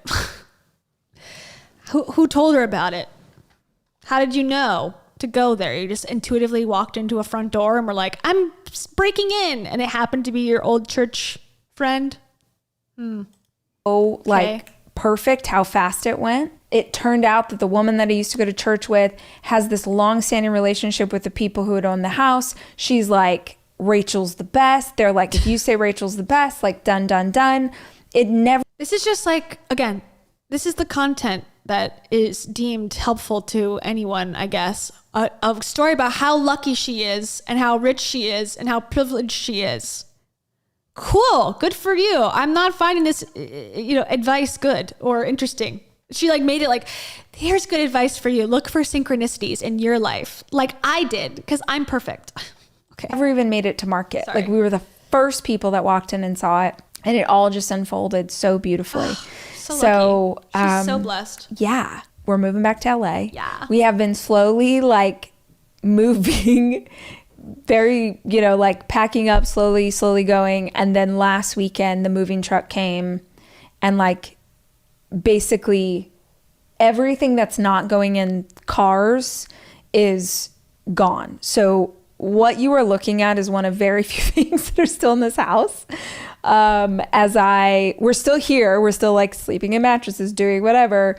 But this is like, this setup is like, those are suitcases behind me. There's no books on the shelf. The house looks like some kind of weird, like we're squatters or something. Okay. The drama with this woman. A little break. Did I mention while we were moving, I had 2 brand new shows to perform? Synchronicity. Such perfect divine timing. So there's the audience of all ladies, except for this guy. I guess that's the guy who's ruined it all for all men, maybe? Oh, there's another man. Uninvited. Uninvite yourself, sir. Another man, I think. Uninvite yourself, sir. In New York. Again, in Brooklyn, specifically. That's where I am. Going to the gym. I'm going to get ready for my show. So boring. God. I'm really glad I've gotten past my needing to care about her life. Even for content purposes, I'm like, oh God, I can't do it anymore. Darby DeFord, thank you so much. Darby DeFord chose a lemon character and a pear character exchanging a gift. Oh my God. That pear character, it makes me ask a question. Shout out to Helen. Oops. It makes me ask this question. Are you Rachel? Are you Rachel? No. No. What are you going to be doing at this live event, Rachel? They're going to be dropping some really powerful, amazing, life-changing shiz. Thanks, Darby. I appreciate that. Okay. Back to Rachel's amazing. So she did this whole vlog before about leaving her kids and how hard it was for her kids and like this big, thing that she wasn't going to, make them feel like I don't know. She was like saying like, oh, they don't want me to leave but it's going to be okay. It's like, so now she's back again. So she's left them twice now. Again, Dave died like February 12th or 11th, I believe, of this year. It is now June. Again, kids can recover and whatever. And of course, she's not meant to be with them 24 hours a day, but still, like, she's traveling a lot. I don't know. Just seems like you don't have to do this. Once again, this is your own choices, and it feels very soon and sudden, but whatever. Grifter's got a grift, I guess. Here's the building of Brooklyn. I recorded it on my phone and I zoomed in. Here's my makeup brushes. Here's my makeup. It's more expensive than you can own. Here's the tablet that I write my notes about my period on. I'm getting my hair did. What's going on? What's going on today? Well, Jack. Oh, Jack's here. I haven't heard from Jack. Is Jack invited? He's a man. Jack. He's allowed in the room, I guess. We are doing our last test show, but our first one in New York. Last week in LA went really well. Now I would like every person who has ever gotten a period in this room to imagine for one moment, what would happen if all of a sudden tomorrow men got periods.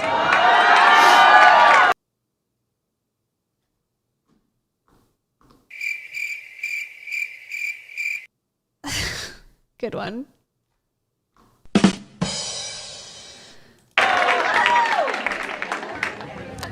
Imagine for 1 second that your husband, if you have one, your brother, your daddy, wearing their polo shirt.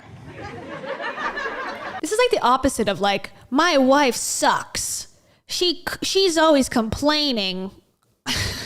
She doesn't cook that good, and she's always complaining. That's like kind of like a stereotypical male comedian, line of jokes. This is like the opposite of that. Can you imagine your dad in a polo having a period? Ugh. Men stink. Right? Listening to Howard Stern or whatever controversial radio station they listen to when they drive their Cadillac to the golf course. Is that what she thinks men are? I don't know, I guess. Oh, this is not good.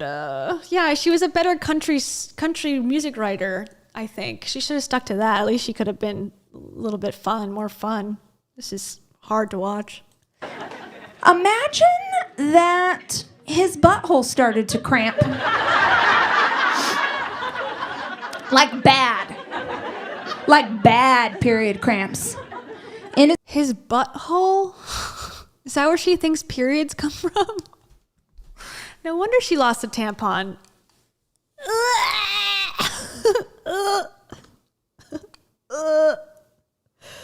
Wait, where is it? I moved it. There it is. I want to throw up. Hold on. Oh shit, there's shit on the pillow. Okay. His butthole. You think he's still driving the car?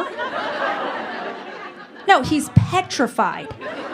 He flips the caddy around. He's headed back to Mama. He wants to ask her what's going on, right? His butthole's cramping, and then all of a sudden, his penis starts to go. Huh? Butthole. Peen. Right? What? Is there a guy with a sign that's like laugh, laugh? I don't understand the joke. His peen starts to go where? You're getting your period from your butthole? Is this 5th grade? What the hell? This is bad. This is worse than I thought. Let's all take a moment to feel bad for Rachel Hollis for a second, because this is rough. She needs to start off in like some open mics. Work out this material with non-fans, and you will quickly see what not to say. This is weird. Sorry to say. JLB Nerdy, thank you so much. JLB Nerdy says, pants are making her shorter. Stick to boots, Ray. God, she wore the pants so she could pee in them. That's the issue. Peed my pants. Jenna Kutcher, were you there? What are you going to do at this show? I do number 2. We're going to do number 1s and number 2s. I have to go do a potty. This is Rachel in her impersonation of men. Thank you, JLB Nerdy. Yeah, this is really rough. You think he's just like...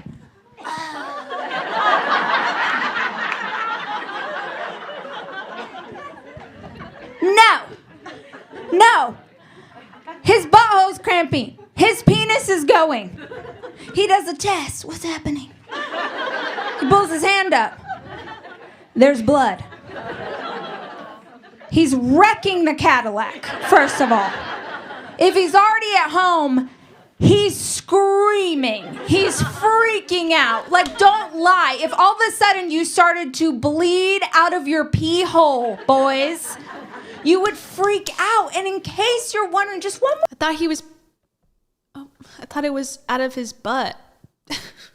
I'm not even following the anatomy here. Casual Pasta, thank you so much. Casual Pasta says, as funny as Miranda sings, not funny at all. I used to do a Miranda Sings impression, but I can't do it anymore. Oh my God. Oh God, I can't do it. Sorry. Okay, well, I can't do it. I'm sorry. I'll try off camera, then try it again next time. But thank you very much, Casual Pasta. And I say this to you because you're from Canada. We have a lot of really great friends from Canada. And also, one of the things that fascinates me about you is that you're from Canada. Thank you. Excuse me. And Albanese, welcome Albanese. Albanese says, Rachel got a lot of laughs in Birmingham, but through were the kinds of courtesy laughs that people make at movies when it's awkward. Yeah, I've been to a lot of comedy shows when I was younger for like open mics and stuff, just watching and supporting one of my friends from high school that was doing it. You gotta laugh because you feel badly. It's not going well, but you're like, ha ha ha, ha. But that was like my personal friend. So if it's a small audience and I'm like wanting that person to succeed, so obviously I bought her ticket, I want her to succeed. Yeah, I think I'd be like, oh, ha ha ha, just like to be nice. So I get that. That must be what it is, right? There is no way anyone on the earth, God's great earth, what's the saying? God's green earth, God's good earth, God's green earth, that this is funny to anybody other than like her 5-year-old daughter. All I have to say about this, Albanese, is this.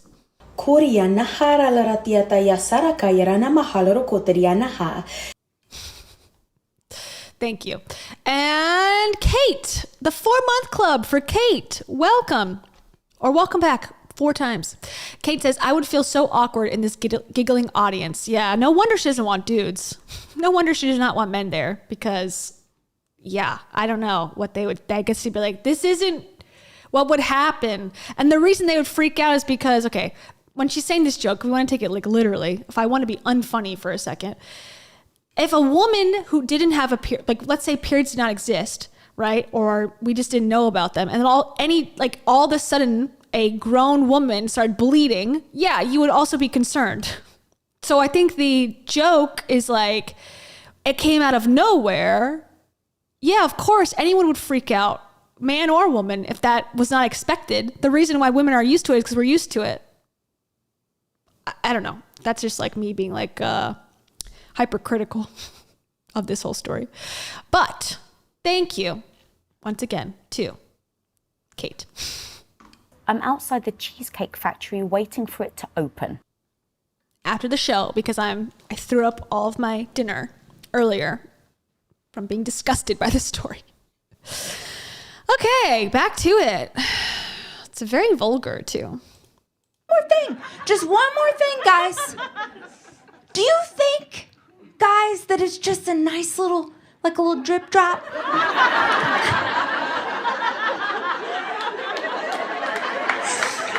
you think that it's like a leaky faucet? I don't think they think that. And even if they did, is it funny? We are passing rock-sized clots of blood. Are we? Rock size? Like your fist rock size? If that's happening, you may need to seek a specialist and not a seed doctor, hormone balancing, woo-woo fake person, okay? That seems to be a medical anomaly. Maybe I'm wrong, but I've never experienced that personally. Mic drop, homie. And continuing to live our lives. Hopefully the New York crowd likes it as much as the LA crowd. I actually right now am adjusting the show. Okay, I did not think I was going to say this ever in my life, or especially during this show. I feel bad for her. I feel bad for her because I think she genuinely thinks that this is funny and it's really cringe. And I feel like she's got the confidence. Good for you, girl. But this is, if you really think that this is good material, I feel bad. This is gold, straight up. This is what I will not experience listening to a story like that. I'm sorry. Deep belly laughs. I will not experience that. Show notes from last week also need to have this printed, so it's gonna, you know, as you know, because you printed it for me last time, there's a lot of funny stories on here about intimate details of my life. But yeah, that's what we're doing. That's what we're doing in New York, and I'm excited. I'm also interested because the whole thing was like, this was sort of the first time that people could like have a drink and chill out and be. They had drinks at the last tour, okay? She played that up too. Like, you can have a bevy at the last tour. This is the second time she's allowing drinks. God, she's pushing this so hard. At the show, and last week's theater wasn't really like, it wasn't really like have a drink, but tonight is literally a wine bar. Oh, so perfect. I'm like, this could go one of two ways. Could be amazing. I don't know what to expect. The universe will provide. And are we sold out? We're sold out, and I'm excited because last week was fun, but I was really nervous. So I feel like this week will be less nerves, more fun. And then we'll just keep going until it's all fun all the time. It's the same structure since the first time, but I've come up with some more, I think some better transitions, and some of the stories that like we talked about. See, Joms is funny, okay? Joms deserves a stand-up special in New York and LA. Okay? The jokes never stop coming with Joms, I'm telling you. You're so funny. Oh, okay, sorry. Didn't like land, so I have some different ways to try it, and hopefully it lands a little better. We don't have very many like 20-something. Got any 20-something or younger than 25? Younger than 25? Bless you. Did your mom bring you, or you're here? What was that? You brought your mom! Oh my gosh! Okay, I have some questions. It's so much more fun.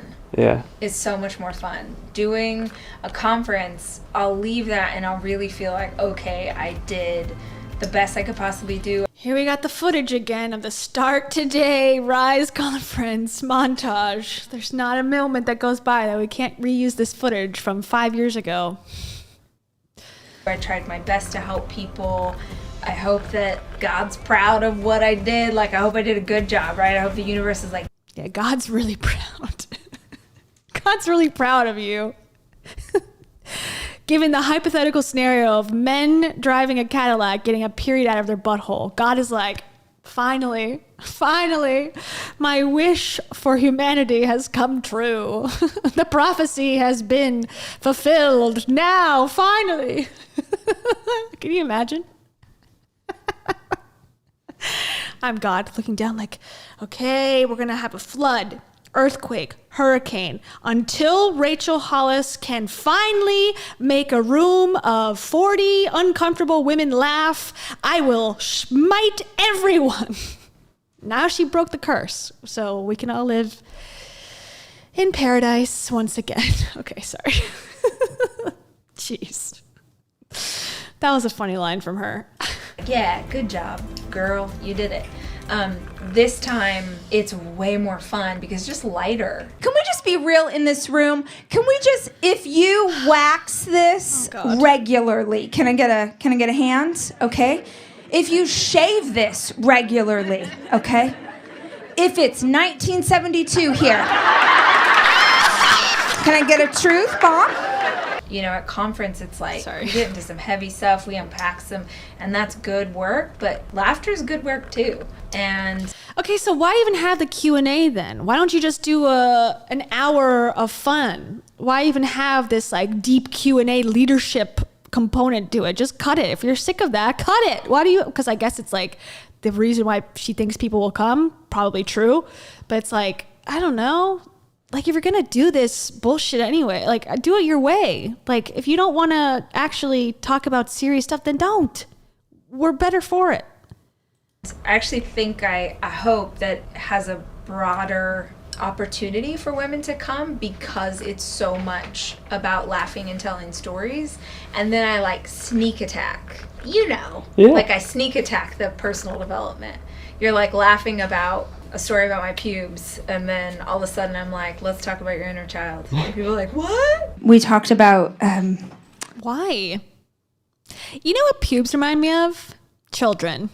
Let's talk about your inner child. Like, okay. Red flag, girl. This situation is a red flag. Girl, wash your mouth out with soap because this is disgusting and dirty. You dirty, girl. This idea of why we keep doing things that we know we shouldn't do, why we're not listening to this inner wisdom. And she said that she struggles with it in business. Is there anyone else who feels like they're struggling with mindset or relationships or, yes, ma'am. Weird vibe change. Why? Why would she split it like this? You're going to have people raucously laughing till the cows come home. And then you're going to switch it up and go, you're struggling with mindset and business? Tell me about that. Tell me. My secret is marry rich, but deny it to the end. The bitter, bitter end. That is my secret, my trade secret. Oh, yeah. No, if you raise your hand, like, you're in. Everyone's beautiful. Okay, that's probably the actually funniest moment in that whole thing that I've seen so far. Like, oh, you raise your hand, you're in. Okay, that's like a cutesy, funny moment. That's the only thing I found likable at all. Okay, back to it. Beautiful, great. Who wore their good bra tonight? Yeah, you didn't need to. I'm wearing a Target sports bra, so that's what we're working with. The great thing about this show is that you had to be 18 to get into this room. Right? Yeah? Which means that I'm going to cuss a little. And still love Jesus, but I cuss a little, and that's what's going to... I thought she didn't love Jesus anymore. I thought she was not into Jesus and she was into the universe, the woman.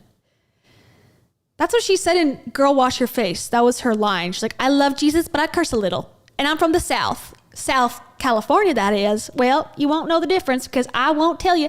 And all my fans are from Oklahoma. And my great-great-great-great-grandparents came from Oklahoma. So I can claim that I am from the South. That's what she said in the book, verbatim. Just kidding. I memorized the entire book. Going to happen tonight, so get ready. Our first morning in LA. Of course, I'm up very early because... Of course, she's up very early. Most people won't get up at 4 a.m. I'm on Texas time. We don't have our coffee pot. We have our espresso machine made it here, but the actual drip coffee pot didn't. So I am boiling water for coffee. Don't mind the dog bowls. We're making it work.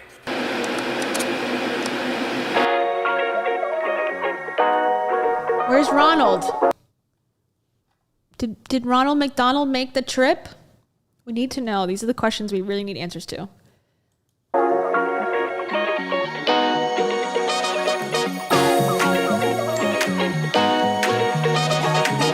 Well, there's her color-coordinated book wall that used to be behind her and Dave during their morning show and then became just behind Dave, and then she took those out of the house and then he had to put his own books in there. Awkward. I don't see Ronald. There's a lot. She got a lot of art though around. Thank you, Kelsey. 9-month club. Comedy and self-help. No thanks, Rach. Yeah. Yeah, that was a weird thing. I don't know how you change the vibe, especially if you got people drinking and you're encouraging like drinking to have fun with your girls' night out, and then all of a sudden you're talking about like your inner child. No thanks for me. That's what I would say if I was sitting in the audience. That's what Heidi will be saying tomorrow. Heidi, what will you be saying tomorrow during this performance? Cool. Okay. Back to it. We got some shoes and a suitcase, and she's going to show us around her house again. Oh, stuff. Whoa. Hold on. Let's go back to the art. Yeah, I don't see Ronald. The cheetah was in the kitchen as well, so she must have hid Ronald because she saw the video and she was like, okay, I guess I'll hide him. This one is a circle of feelings. Interesting. Lonely, paralyzed, ashamed, humiliated, eager, pathetic, terrified, nervous, daring, sensitive, understanding, playful, calm, provocative, liberated. And then the other one says, she stood in the storm, and when the wind did not blow something. And then she's got the Brene Brown favorite poem. If you're in the arena, at least you're in the arena. Blah, blah, blah. And then some sneakers. Well, we have been unpacking for 2 days. Well, more than that if you count like the first round of packing. But from having moved here, we are on day 3. It may not surprise you to know that I'm the kind of person that I can't really do anything else until the house is unpacked. I can't work. I can't. Like I've just, for 2 days. Is she the only one that can't do things until the house is unpacked? Welcome, Krista Allen. Thanks for joining. You're in the 1 second club right now. There's a first for everything. All right. Back to it. Straight have just been unpacking boxes, but like we're getting there, guys. We're getting there. This room is like probably the most unpack this in the kitchen. I'll give you just like a little sneak peek. Thank you, girl. So this is essentially like our family room. Amazing. And I did all of our games under the coffee table so that when we're sitting here lounging. Is she the only one who would think of that? These are the tips that we pay good money for. Where should I put my board games? Under the table in the living room? Ugh, only Rachel Hollis could think of that. We're encouraged to like do it. And then look, I did all these. All the jars are filled with Noah's like match game, little puzzles. We've got all of our family Polaroids. I have 1,000 Polaroids in my house. I love having pictures surrounding us of like the times that we've had. Let me show you this. I don't really know my like decor yet, but we're going with it. Pictures, pictures, pictures. Some guitars. We're gonna get a piano that'll go here. But this room is she's starting to come together. Piano. Okay, dining room is better. Who's doing the piano? Okay, remember this one was in the kitchen. No, this one wasn't. Yes, it was. This was in the kitchen next to the Ronald McDonald painting. Okay, so that his brother, Ronald McDonald's brother, Charlie Brown, made it. People were like, what are you talking about? You just got to watch the other stream. You'll understand. Not Jenna Cash. Thank you so much. Not Jenna Cash says she literally told me that she wasn't religious anymore at the Austin Rise dinner. The show was so bad. I guess God is good again. God is good whenever it's convenient. Okay. In Hollisville, God plays a role when there is money to be made. I was trying to think of a word that rhymes with role. When God is good, when there is a role for him to play, when there is a toll to collect from yuppies. Not good. Not good, Kayla. I've been an alpha female. I have been an alpha female, and I give up my card to become lame female. Humans. I'm a human, though, right? And also, I am not emotionally stable. That's interesting, Jenna, though. So Jenna went to the Austin in-person Rise, like the last ever Rise conference. So she's got inside info, okay? We trust Jenna. And so that's interesting. I mean, I'm not surprised. She basically said that she's like does not follow organized religion anymore. She believes in God, in a universe that's female. She's very spiritual. She's the biggest hippie you've ever met. So I guess that sort of follows her track. It's just sort of interesting now that she loves Jesus again. I mean, I guess the audience, she like picked up on it maybe. I don't know. She definitely plays to the audience. Whoever's there, she like deciphers what they're into and then becomes that, is my guess. Thank you, Jenna. I appreciate that. And also, Clear. There you go. Okay. Talking about her space again. We got about 10 minutes left. Still pretty chaotic though, but better. It's looking better. Little coffee setup. This is a vintage painting I found in Hawaii once that I thought was so cool. So probably the biggest thing about my house is art. Some of it is fancy, and I will agree, she's got a lot of art. Some of it, like this, are framed pictures that my kids have done over the years. Cute. And this Love is it. really cool. So this is It's like 7, 8, I don't know how tall this is, this stick. So when my kids were younger, I mean, probably most parents do this, right? Like you mark on the wall how tall they are. But when I got divorced, I moved out of the house that had all of the markings. So for my first Mother's Day, my oldest son got me the pole and then marked like... That's nice. Now, I would also assume that was Dave's doing as well. I know she won't probably give him credit for that, but like, I think if the son, he just like stole it from the house, like I'm sure that was Dave's idea as well, or partly Dave's help. I don't know. I don't have more to say about that right now. The history of everyone's height on the pole. So no matter where I go, I just take it with me, but I have all their heights from forever, which is pretty cool. It feels so good. It feels so good. Like to be back in a place where I have community. That's the thing. I don't have community here. My kids have community. They have friends, amazing sports teams, just like amazing. But this is about me. So we're taking that away from them again. Because I need to fulfill my needs, which, hey, I get it. But it's interesting why she doesn't have community in Austin. I wonder why. I don't have, my friends used to live here. My friends moved back to LA for very much the same reasons that I am moving back to LA. The very first weekend. I don't think it's the same reason. I would imagine. You have a very specific case and reason.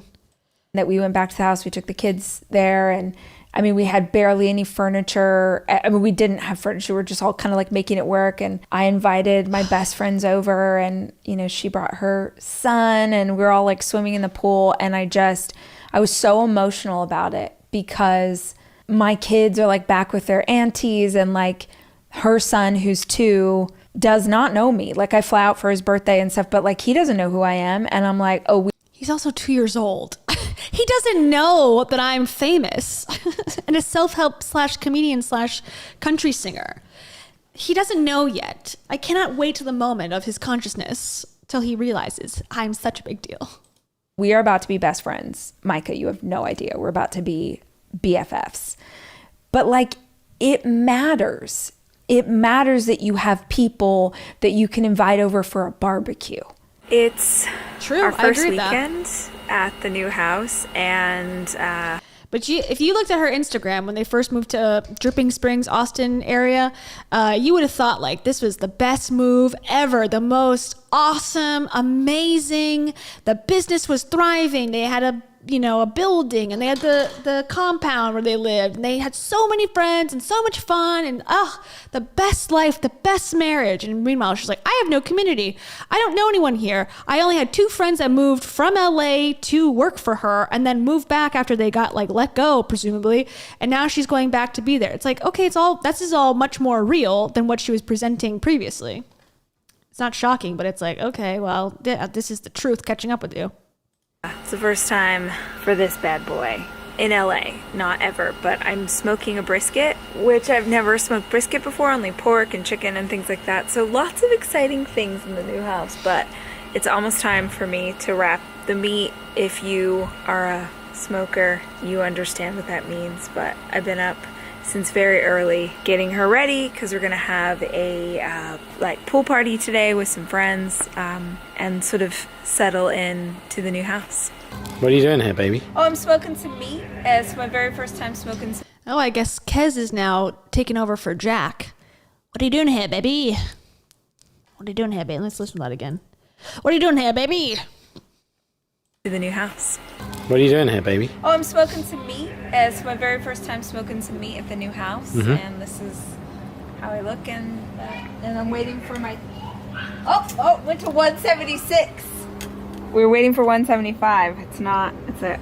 So it took her 2.5 years to get him now to be making the content with her. He will soon be in the front-facing content, I'm sure. This is a long game process to get him now to be part of the vlog family. I'm sure we're getting closer. The pictures have been increasing. The tagging is now there. He's now holding the camera, hearing his voice. He will now be in the photos very shortly is my prediction. Wait, are you ready for the reveal? Wow. God, please work. This looks amazing. Please work. We need to go up to 203. 203 specifically. All right. 203. Go. Oh, God, please work. What you doing? No. Jack spotting. Oh, Jack, we see you. Jack. She just has men follow her around all day with cameras. This is a career. Okay, sorry.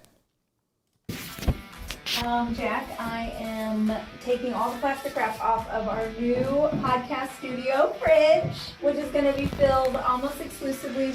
Okay, you can't see it because I'm blocking it, but that is what I use. That's the Rode Class A servo biased preamp. Right there. You see it? Right there. Okay, right there. Nope.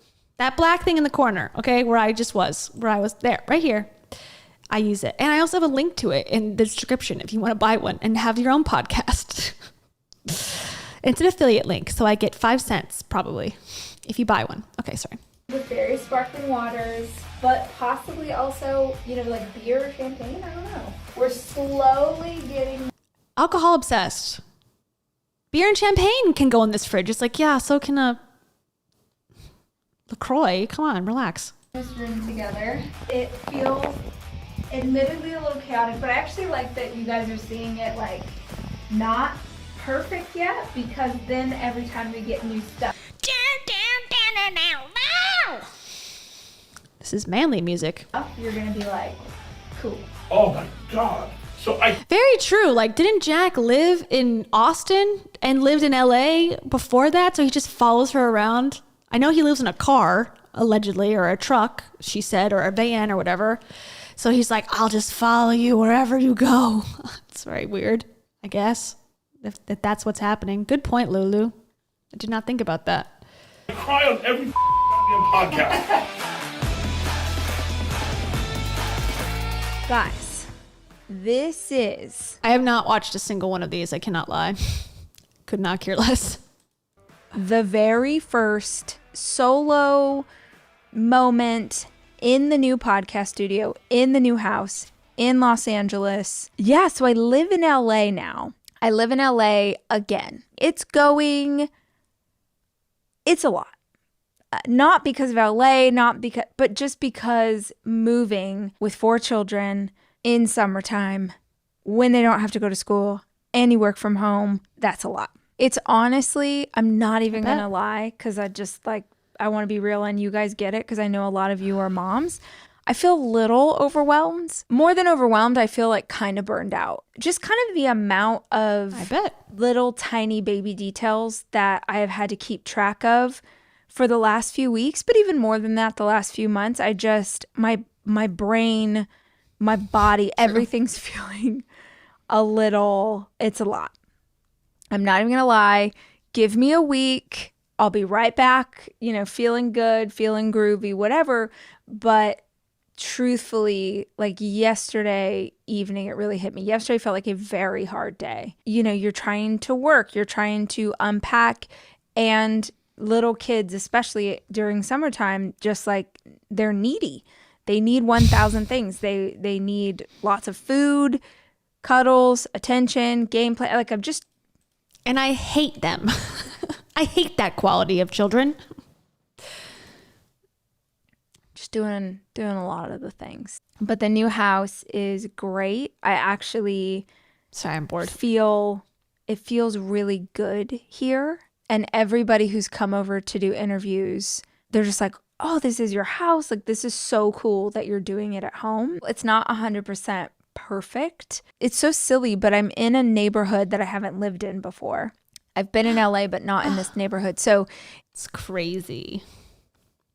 This is so crazy. God, I really start to zone out after a while. This is only 28 minutes.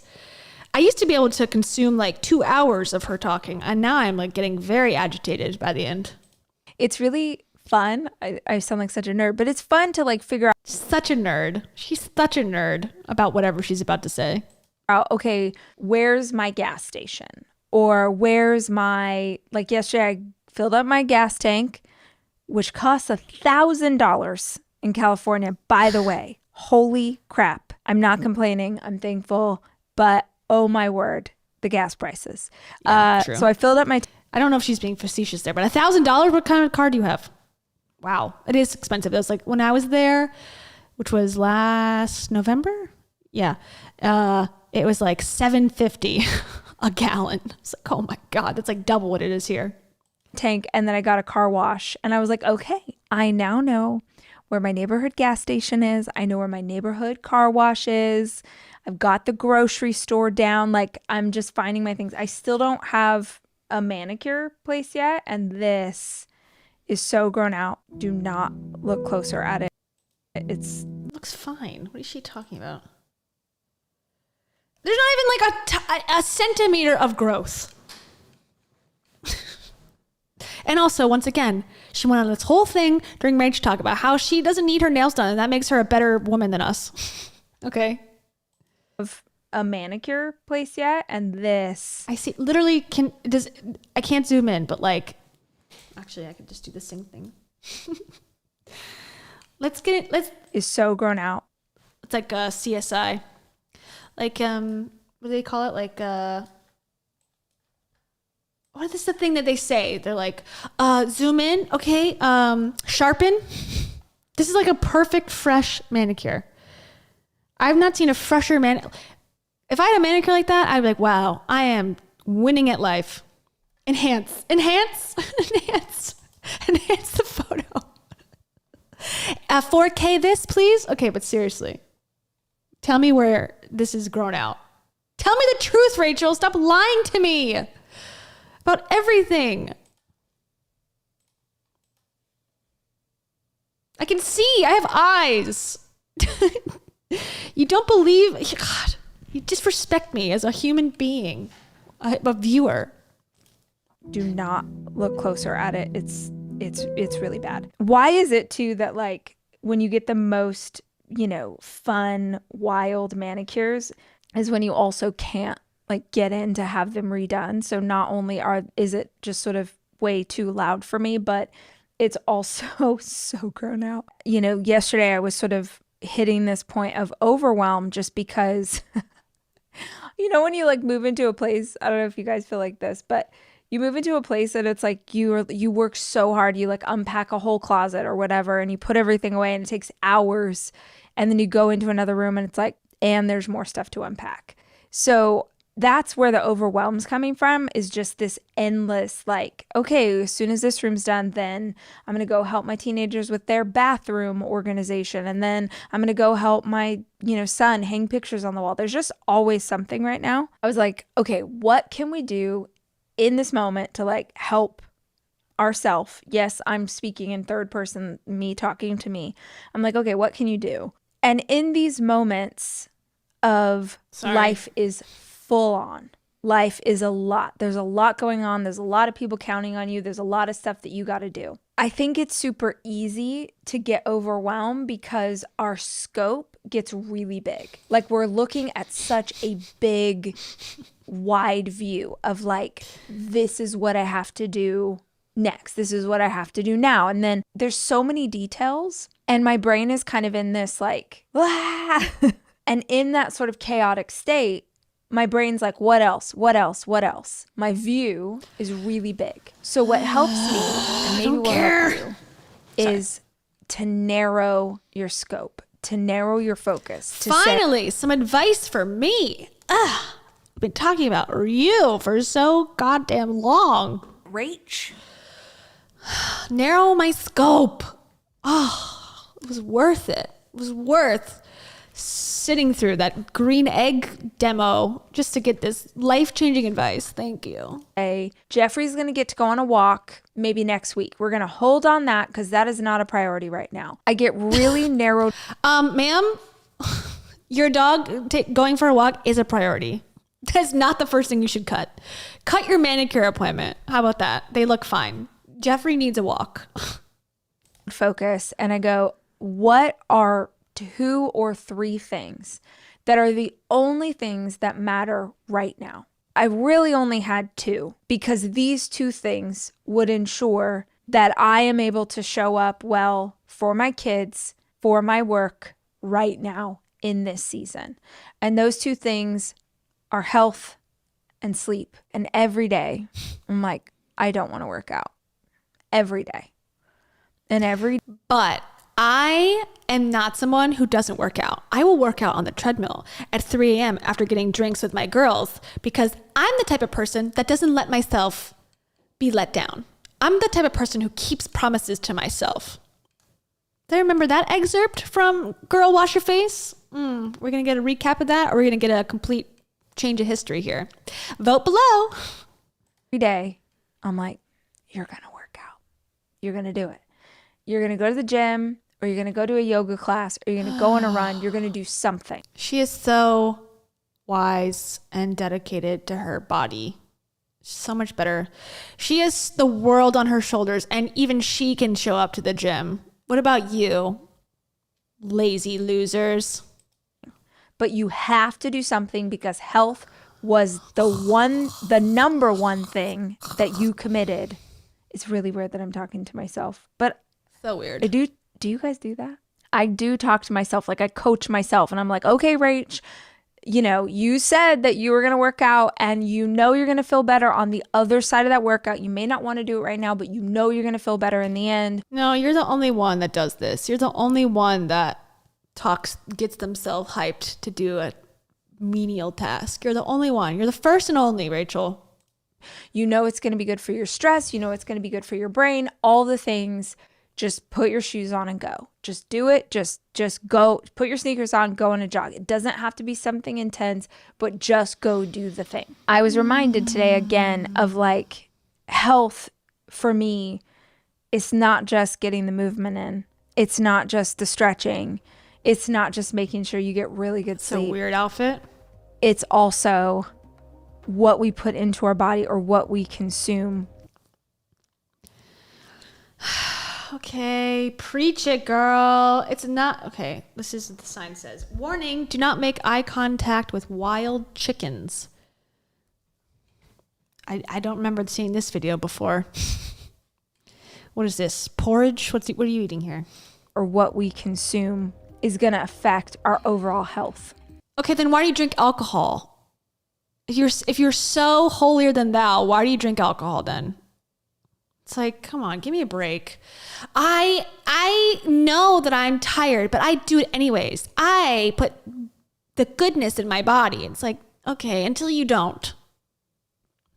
It's just so preachy. And as things calm down and our family finds its rhythm, then I'll be able to start to do other things. I'll be able to pull in, another thing to focus on. I'll be able to expand in a bigger way. But for right now, that's what we're doing. We're just focusing on those 2, health and sleep.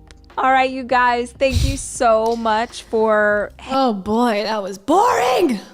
Hanging with me for another vlog episode. If you are here, it means that you watched an entire episode about my life, and I hope that means that you dig the content that we... It was painful, but we did accomplish that. She's right.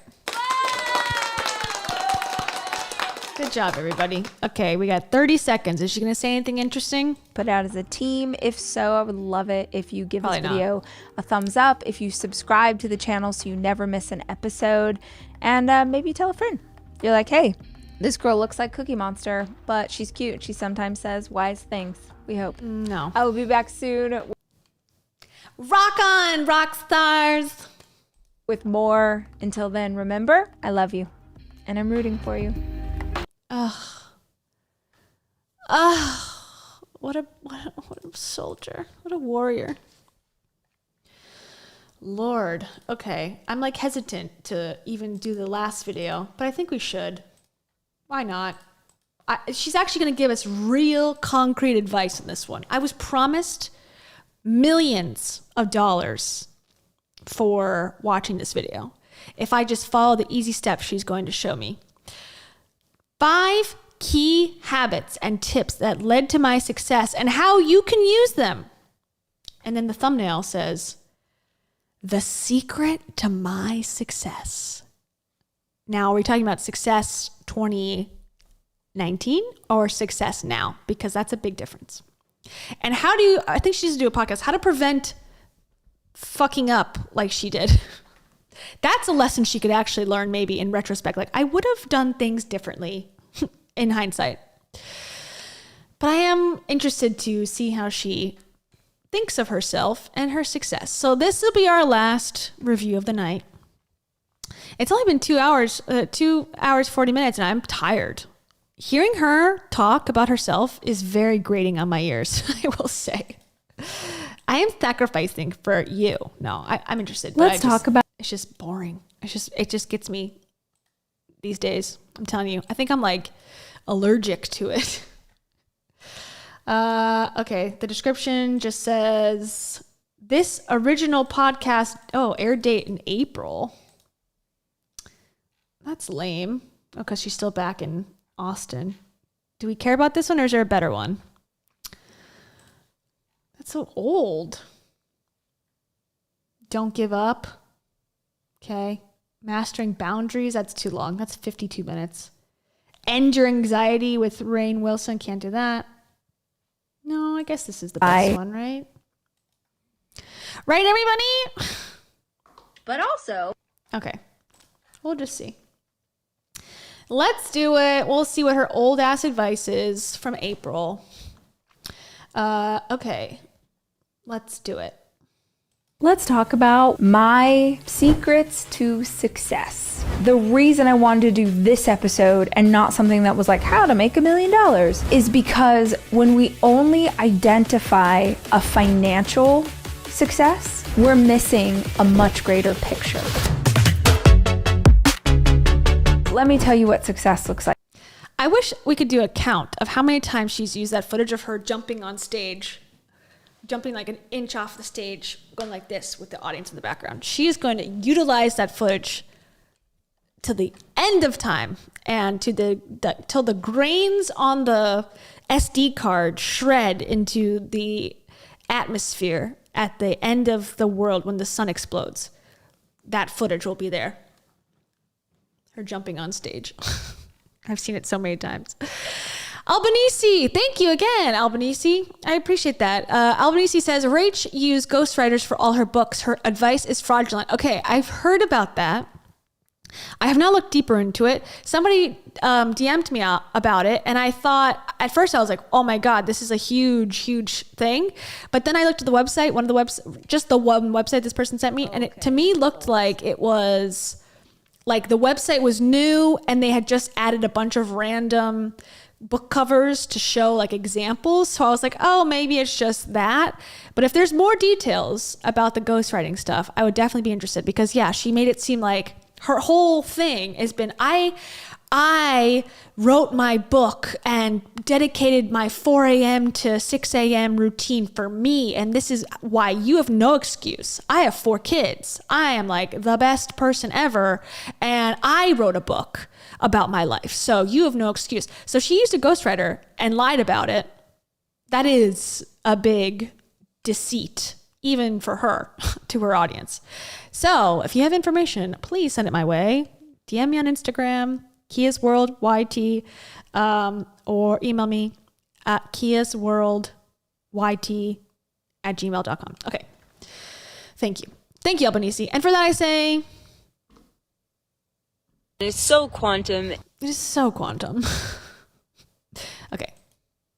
Like to me. I make my own schedule. I do work on my terms. I have a small but mighty team of people that I love. I'm sitting crisscross applesauce, drinking coffee, wearing an old band tee. This is my... Okay, if she doesn't say, again, this is another show-off, braggadocious podcast already. If she doesn't say, marry a man or marry a person with financial security, I am not going to listen to this bullshit. I'm going to listen to it. But I'm not going to believe the bullshit or consume it as she is dishing. Like, that is the that is the secret to success. You must get with somebody, either romantically, or your parents you're just got lucky, or you get with a foster family or adopted family, or you have a really close friend or mentor that financially like supports you while you are taking risks in your business. That is the only way that I know that you can have the success that she had. Tell me there's a different way. Win the lottery? I don't know, because it's not applicable advice unless that is in there, because you're not going to be able to take risks and work for 2 years on your business as what, or 5, 10 years, however long it takes, and also make money along the way. She didn't have to do that. That's the difference. That is the secret to success. So I'm open-eared, but I don't know if we'll hear that from her. Office. This is a huge piece of my success, is that I'm doing work that I love and I'm doing it on my terms. Success to me looks like... Okay, so then why are you forced to travel when you don't want to, away from your children? I don't want to travel, but I must. I have to. I'm forced to. It's like, okay, is it your own terms or not? I guess this is from before that happened. Maybe. No, this is April, so it's definitely probably not. I don't know. Maybe this is before the death, but I think that's too long of a time frame. We'll see if she talks about it. Okay, sorry, back to it. Like, I would say 98% of the time, I am there when my kids wake up and I am there when they come home from school. And that is a huge piece of what success looks like to me. I can do this job from anywhere. I have recorded podcasts in Hawaii, in Switzerland, in London, in New York. I can do this job from anywhere. Not really. You just said I have to be in LA. It's just like, okay. Take back everything I said in the last vlog. I can only be in LA because my new rule is that I can only be in person in LA. Okay. These are things that I have done consistently for over a decade to get to this place of success. But there is a really big piece of privilege in me getting to do these things. And it's very important that I say it. I don't take in a lot of what has been said about me or my success over the years. But one piece that I have heard, that because I was married to a successful man. Okay. Yes. Go on. That made me successful. I think any woman who has worked her ass off to get to the place that she's at and then has the... Okay. Oh my God. So that's not true. It's like, no one said you did not work hard. Nobody said that. But when you tell a stadium of women, the only thing you have to do is get up at 4 a.m. and you can be successful like me, and leave out the part of, because my husband was supporting me and the children and I could take a risk and I knew that if I screwed this business up, I wasn't going to be homeless. That is a differing factor. That is the factor that makes the difference. Nobody is taking away your hard work. Nobody is taking away your success or anything, but it is the difference. I'm reading the book, Hey Hun, right now. I posted about it on Instagram, and it's about one woman's journey through an MLM, and she actually becomes very successful. But she already had an established family life. She had a network. She had a husband who was providing while she got to take the chance to do this MLM. And she felt guilty about it later because she's like, the only reason I was even able to do this at all, to succeed in this MLM, is because I had someone to, pay for the bills while I was doing it, while I was gaining the network and all of that. She had childcare. She had a backup plan. Like, she had a husband with health insurance. Otherwise, she was pitching it to people as if like anyone could do this. And she knew deep down that that's not true. Same thing with this. It's like, you got to admit, like, it's not anti-feminist to say you got financial support. It happened to be a man, a husband. In your case, it could have been your parents. It could have been a girlfriend, a wife. Like I just said, it doesn't matter. It's just the financial security that he provided you. It's not the patriarchy at work, against her, conspiring to like make her seem lesser than. Anyways, sorry. Shut up, Kayla. Okay, bye. The world be like, yes, but someone helped, you know. Yes, but your husband. Yes, but your boyfriend. Yes, but your manager. Like, women get this a lot, and it's fine. You, the internet, everybody can think whatever they want because I know the truth. The only reason I bring it up is there was a piece of being married to someone that gave me immense privilege that I want to touch on. Thank you. Okay, I'm shocked, but I'm glad. Thank you, Rachel. Thank you for at least talking about it. Whew, we came a long way. Okay, good. I will give her the props where they are due. Now let's see where it divulges. I did not have to worry about childcare. That piece. That is not the only reason. Oh my God. That is one part. You had a nanny, you had a support person come immediately so she could write her book. The house cleaner, all that. That's not it either. It's the fact, I'll just say it again. People say, be brave, have faith, take a risk. It's a lot easier when you have $1 million in the bank to take a risk on a business, a $30,000 investment into a business, versus you have $5 in the bank and you want to make a $30,000 investment by taking out a loan and you losing your housing. That is the difference. It's not that she's braver. She has more of a net to fall back on in case she fails. That's what we're not talking about in these conversations, and it bothers me. That woman that does not have money in her bank account for whatever reason, not taking a risk does not make her less of a brave, courageous person. These people have more chance because they have more to fall back on. That's it. If you go gambling and you put $100 on red, on the roulette table or whatever, roulette, and you have $1 million, that $100 is not going to feel like much. It's fun. It's a fun game. Like it's a chance. If that $100 is your last $100, you think that's wise to put that $100 on the roulette table? No. Stop acting like that's the same. Oh, that's the same risk. It's not. It's not. It's $100. The same thing. No, it's not. It's not because you have childcare. That's not the only reason. God. I had faith for half a second and then it was taken away. Is such a massive privilege that because at the time I had young children and my husband had a really good job, we had babysitters, we had a nanny. I never had to worry about childcare, and that is a massive freaking privilege as a working mom. Period. But that being said, here are 5 things that I think were huge components to me having the success I have today. Number 1, I have always had big goals for myself.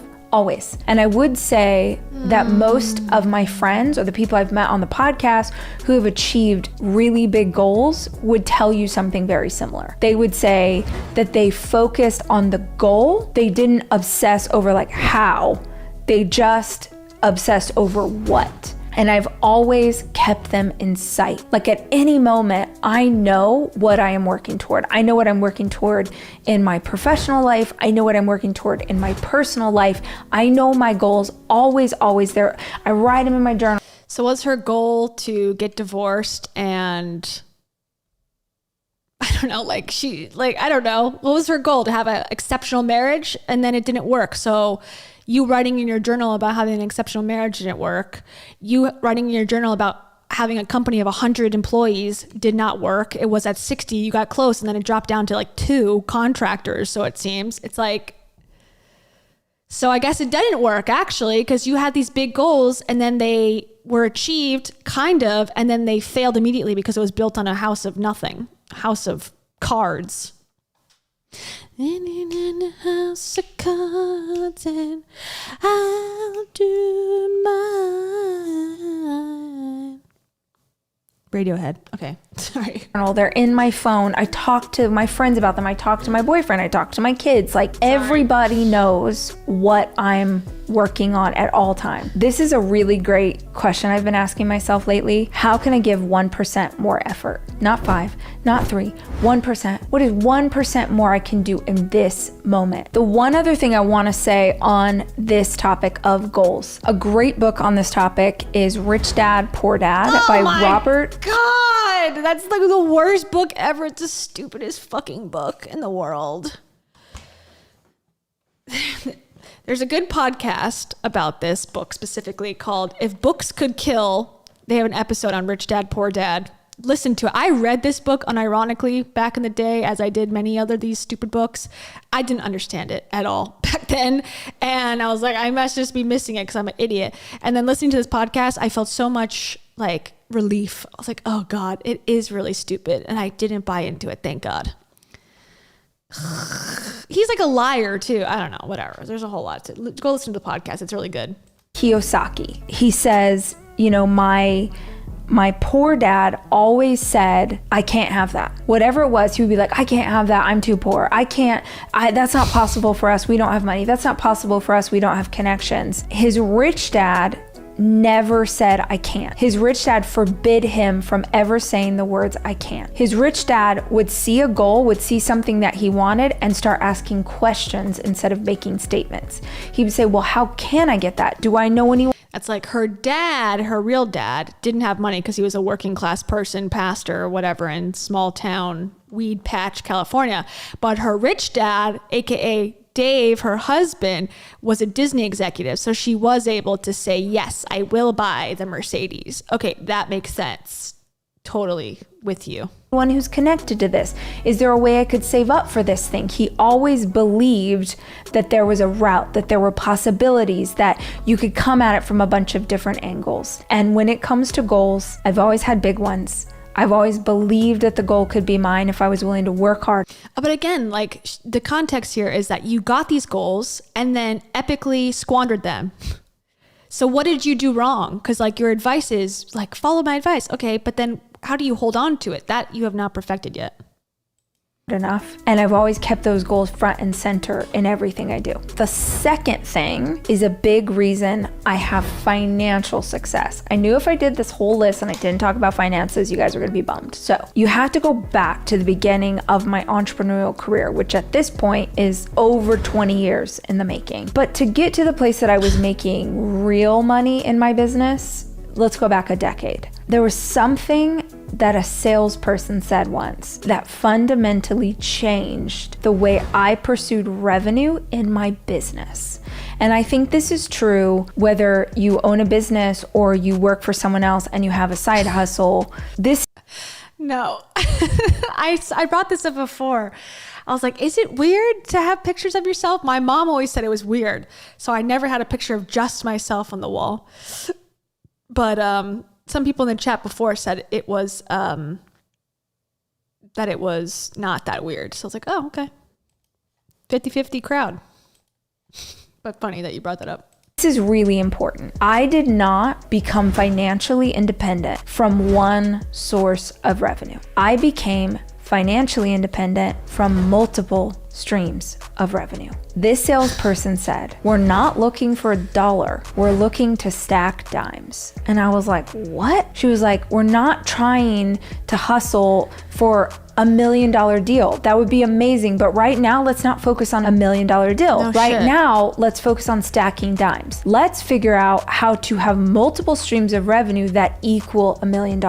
When you are first trying to figure out how to gain financial independence or how to grow your revenue or how to grow your personal wealth or how to pay off debt, thinking in terms of multiple streams is huge. My one thing was that Another thing that's easier when you don't have to worry about working a full-time job to provide insurance and stability for your life. If you have that extra person there, whoever it may be, your parent or husband or wife or whatever, helping you financially, you can go and look at all these different places. Like I have multiple streams of income. Obviously now I have a full-time job. I have YouTube. I have merch. Hey, at least the Choose Sadness merch. The Manatee Festing merch, all of that will go to Save the Manatee Club. Okay, so I'm not getting any streams from that. But and my side business, videography, yeah. But like I was not able again to do that until I got with Steven and was able to like have the moment where I could build the business and meet people and get clients and all that and grow that slowly. It took years. I wouldn't be able to do that by myself. That's why I didn't do it for so long. Anyways. That was the difference. I was like, for 10 years, I was like, I can't figure this out. Why can't I don't have enough time in the day to do this. It's like, yeah, because I was working a full-time job trying to like support myself. and paying my bills. And it's like, I couldn't do this side hustle shit that everyone was talking about. I couldn't do it. It was not working until I had the free time because I had help. That's what did it for me. I communicated with an audience to storytell ideas that I thought would be helpful. I have never changed my one thing, but I found a way to have multiple streams of revenue that all fell under that same category. I stacked dimes. The third thing, a willingness to fail. So many of you are not pursuing. I will agree that this is her strength. She fails publicly again and again, and she gets it right back up and tries again. She gets canceled, she keeps going. She, is involved in this complete facade of an exceptional marriage. She keeps going. So that there is truth to that for sure. She will have better chance to come back and gain a new audience of people who don't know anything about her than if she gave up. So yeah, that is a very, very amazing quality that she possesses, and a very rare quality, I will also agree. Your ideas, your creative inspiration, the potential that you believe you have in your heart. So many of you are not pursuing that because you're afraid you're going to fail. I failed financially. I failed as a leader. I failed publicly. I failed as a parent, a friend, a sister, a human, all of it. But the difference between high achievers and people who don't ever achieve much is that high achievers look at failures as like knowledge. There's wisdom there. There's hard-earned wisdom, information about how to do it better the next time. There's information about what went wrong. There's so much detail in those moments because you learn how to navigate around them the next time. So people are either terrified of failing once, or they fail and they think that that's their answer. They think. The other caveat to this, though, I agree with what she's saying to a point, but also it's not fear of failure, it's fear of letting people down.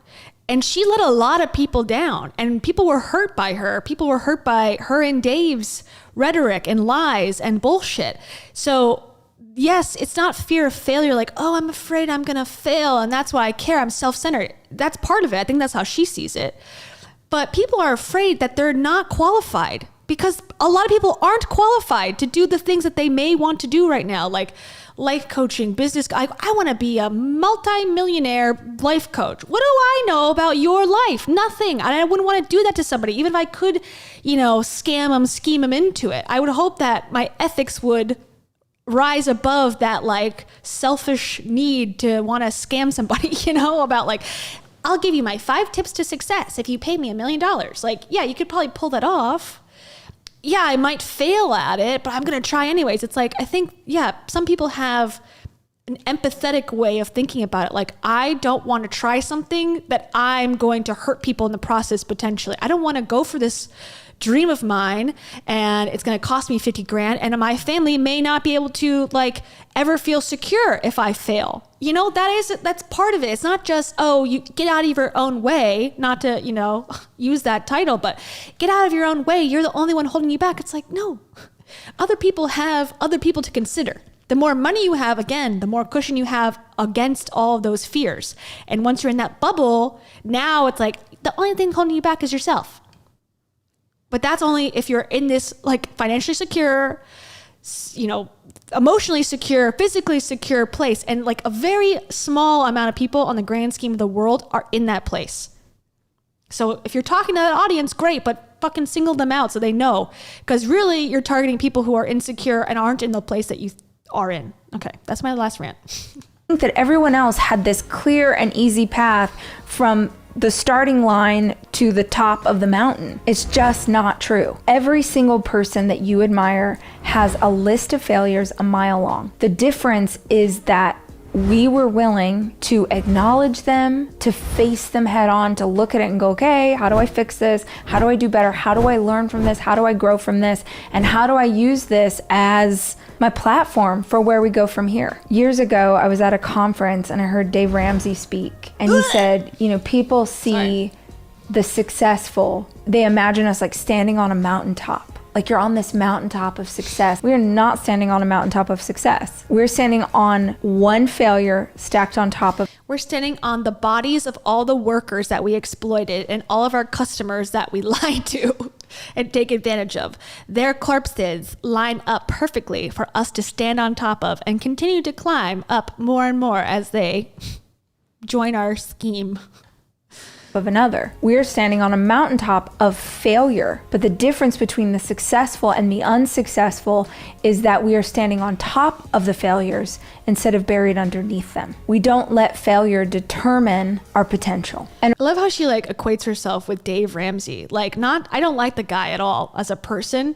I think his advice is fine, is good if you are definitely in debt to a point. I think there's a very small window of people who would very much benefit from his lessons, but it's also like pretty obvious personal finance advice. And the rest, I think, is like idiotic that he does, and especially the way he conducts his business, gross. But the fact that she's equating herself with like me and Dave Ramsey are on the same level, he has like far, far, far surpassed her in, I would imagine, unless I'm crazy, like monetary status, fame, longevity of life. I mean, he has a building with like 1 million employees and a very strict policy for those employees and wrangles them in and has like multiple streams of income and a show and a radio, and his kids are working there. And it's like, Rachel, you're like in your house, in your shed, recording podcasts about your period. Like, let's be honest, those are different levels. I'm sorry to say. And not because he's a man, and you're a woman. It's because it's just true. Like, he's financially up here, and Rachel's like, I don't even know where she is on the spectrum, but lower than Dave Ramsey, I would say. And a really simple way to pursue that is a process of reviewing and reflecting. So just understand that failure is intrinsically tied to success. 4, I evolved. Remember I told you that I had one through line. She evolves every month. She's got a new perspective and a new shtick that she's trying out. I do agree with that as well. One thing, which is an audience that I communicate with for a decade. I storytell to this audience and I share ideas that I think will be helpful. That has never changed, but the way I storytell has changed constantly. People could look at my career and be like, wait a minute, she was... The lies that I tell change depending on the audience I'm trying to gain. I changed it for her. Food blogger, she had cookbooks, she wrote romance, she wrote fiction. Then all of a sudden she started speaking on stages. Then all of a sudden she wrote these self-help books. Now she's throwing... That jumping footage is like the cockroach that will survive the nuclear holocaust. I'm telling you. Conferences. Now she has a podcast. Then she did a Quibi show. I've written scripts. Not the Quibi show. Oh my God. How did you succeed on Quibi? That's a video I need. That's basically the same as saying she's a success story right now. How I started a Quibi show. Like, this is irrelevant at this point. Written songs. Like, you could very easily look at my career and be like, this is madness. This chick keeps changing what she's doing. Like, who is she? What is she? Y'all, I say that all the time. I'm a storyteller. The way I storytell has evolved because years ago, I looked at every single person that I admired and I was like, they all evolve. Madonna evolves. Do we remember when Lady Gaga showed up at an awards show wearing a dress? Yes, this is a perfect example. Rachel, Madonna, the same. Rachel, Lady Gaga, meat suit, podcasts versus food blog, same thing. This makes total sense. Dress made of meat. Now she's winning Oscars, the classiest woman in the freaking room. That is an evolution. I challenge you to look at every person you admire who's an author, an actor, a director, an artist who has stood the test of time, someone who's been around for decades. Every single person I admire has done the same thing, but evolved the modality that they did it with. This is true for me. You will continue to see things where you're like, well, now she's going on tour. Now she has a movie coming out. Now she's doing a movie coming out. I've been waiting eagerly for her movie debut. And I always joke, it's like the Rachel Hollis story, inside my life, Rachel Hollis, the Rachel Hollis exclusive rights to my life, the uncut, the untrimmed, my period, my story, straight to Netflix. It's on YouTube, actually. I don't know. Her movie coming out. Okay. Oh, God. If she gets a movie done, I'm going to freak out. Give me a chance, please. I don't want to write a movie. I'm just a jealous bitch. Okay, sorry. Yeah. If you don't evolve, you die creatively. Period. Your well is... Oh, we're back to this. If you're not growing, you're dying. If you're not creative, you're dead. She's so dramatic. Oh my God. Empty. You've got nothing to pull from. So a huge piece of me continuing to like climb up the ladder of success is a willingness to keep changing the way I show up. And it just so happens that as I have continued to change the modality creatively, I have also experienced the success of that financially. The last thing I think has contributed greatly to my success is I have always maintained an attitude of a student. I have always stepped into situations. Except I did not pursue higher education. I'm such a student, but I stopped in the 12th grade. I always wonder that. It's like, I get what you're saying, but actually you're not a student. You're just you're someone who's like reading self-help books all day. That's not necessarily being a student. You're trying to find things that already fit your narrative and your life path. I'm going to seek out confirmation bias material through research. It's like, go to college if you want to be a student, I guess. I don't know. Like, what can I learn? I am reading more today than I did a decade ago, and I was reading a lot. I am a voracious learner. You heard me. Like, my daughter goes down for a nap. Okay, I want to watch a YouTube video about how to grow in a certain way, or I want to learn something new. So I bring that to my own personal values, but I also... She's so cool, guys. I just can never be as good as smart and as driven as her. That's why this fuels my rage. Walk into opportunity, like when I'm collaborating with someone else, if I'm going to go into a songwriting session, if I'm going to work on a new project with someone, I'm always walking in with like bright-eyed and bushy-tailed, and I'm so excited to be here, and I can't believe I have this opportunity, and I want to be a sponge, and I want to learn. That's not what I've heard on the DL from people who have worked with her. She's always been, I know everything. It's my way or the highway, my deal or no deal. Howie Mandel style. That's what I've heard. Now, I don't know if that's true or not, but based on the success of her company, it did not seem like she was really taking advice from many sources other than herself and her whims. Learn as much as I possibly can.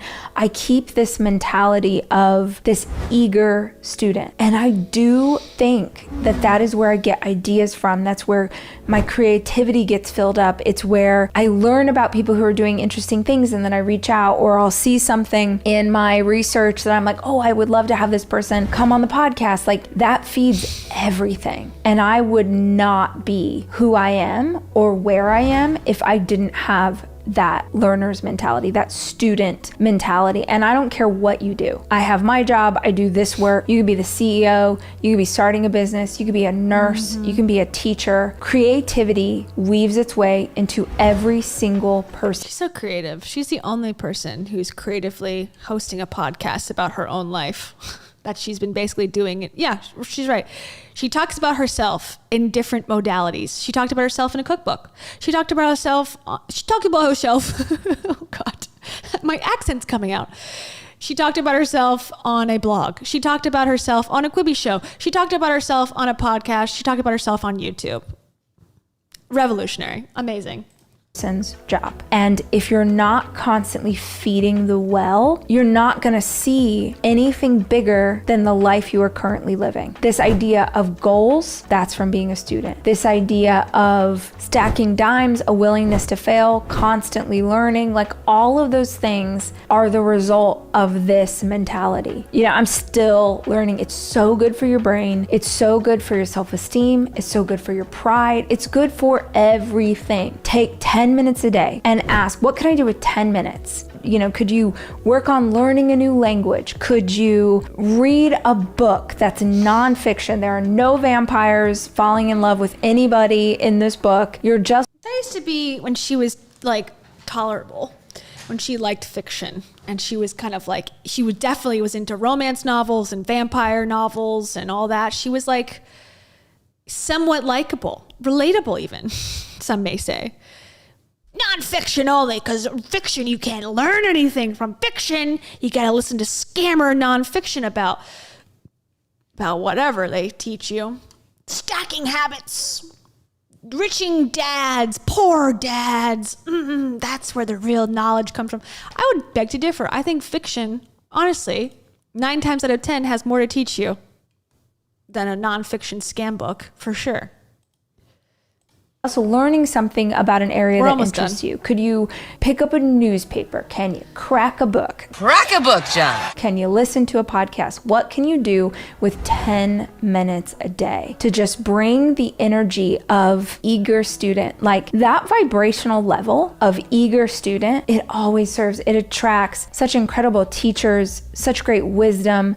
I'll get this article at the exact moment that I needed to get it. It's fantastic. And it's a huge piece of the life that I live today. Love you. Thank you so much for hanging out, guys. I appreciate you spending this time with me. If you are still here and you have... No, I'm not still here. Physically, I am. Mentally, I've checked out of your life, Rachel Hollis. Holla at your girl. Rachel Hollis has not changed. I think she changed backwards, actually. She was changing, and now she's changing back. She was a woo-woo goddess, a hippie hottie, if you will. And now she's back to being a inspo, perfect LA chick.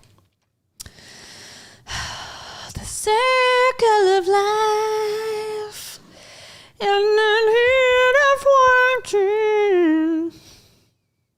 It's the power of faith. Yeah, baby, let's do this. That was my Elvis impersonation. What am I supposed to do with this information? Give a fuck? That was a soundbite of myself. Of myself. I have now infiltrated the soundboard. Can you believe it? Great comment. That's really cute. I love that. That's what I'm going to start making for all of the comments that come through. Every time someone comments, I'm just going to push that soundbite over and over and over again. All right, we did it, guys. We're going to have to do a follow-up because this is only part 1. Part 2 is the actual performance. And we're going to get the feedback. And we're going to get the videos. And we're going to get the photos. And we're going to get the insight. We're going to get the Insider Edition special of Phoenix, Heidi Powell, Rachel Hollis, fused together into one body and then transcend into 5D space, and they heal each other's trauma and join forces to put on the best conference that has ever been put on down the road in Scottsdale, Arizona. They're going to end up there. They're going to fly. They're going to sprout wings in their collective now fused body, and they're going to fly down to Scottsdale with butterfly wings and then heal the frequency of the world via the Holiday Inn ballroom. I just feel it. It's in the air. Oh, man. But also... Just kidding. Okay, so I don't know what day we will do the recap. I guess it can't be tomorrow because tomorrow is the actual show. So maybe later this week. What is today? Tuesday? Maybe Friday? Maybe Friday? Maybe Thursday. We'll have to, I don't know if it'll be as long because these streams be long and I'd be tired. So So maybe we'll just do a recap episode on Thursday or Friday. And we can see all the hot piping tea, because I think it's important to follow up. This is a real journalistic endeavor here. It's so quantum. It is so quantum around here. Again, housekeeping. I am coming out with edited videos for those who do not want to watch 5 hours of me talking, ranting, raving. Those are coming soon, for real. They're in process now. So thank you for being patient with me. Merch still available if you want 100% of the profit. So basically, spring obviously receives money from the t-shirts, the shipping, all of that. Anything that's coming to me from the Manatee Festing, and I'm able to see the difference, like who bought what. Anything from the Manatee Festing collection, and I can show you that again, will go directly to Save the Manatee Club, which is a Florida-based nonprofit started by Jimmy Buffett. Weirdly enough, crazy enough, cool enough. So let's see, go back. Okay, it'll go to them. And I figured that at first I was like, should I do 50%, 30%, whatever? I don't know. But I want to donate to them anyways. So I might as well, if you are interested in the merch and you wanted to go to a good place, it's going there. I'm going to donate to them anyways, regardless. So let's do it together. And yes, so that was my decision. Instead of like keeping 50% of this and then donating myself later, like just do it fully for you and for me and for the manatees. And isn't it so cute? Look at this, a sticker. And if you put these stickers or wear this t-shirt, it'll protect you from all demons, all negative forces, all financial insecurities that you may have. And it gives you lifelong student status. So if you want to be a lifelong student, wear this shirt for 10 minutes a day and you will feel more successful in life. Okay? So that is your choice. Do with that information what you will. And if you'd like to join the membership, please join the membership. Join us. Join the Reddit. It's a private Reddit community so that you can rant and rave privately on the internet and other people can't infiltrate unless they pay money to do so. And then technically they could infiltrate, but I will try to keep an eye on it. Okay. And now to sing this song, and I'm also going to add, where's the note? Oh yeah. We're going to add Frankie Casual Pasta Perfection to this list. You will be the first one on this list while I sing my song / story time. Okay, everybody. Thank you for watching. Talk soon. See you soon. Thanks for watching. Peace out.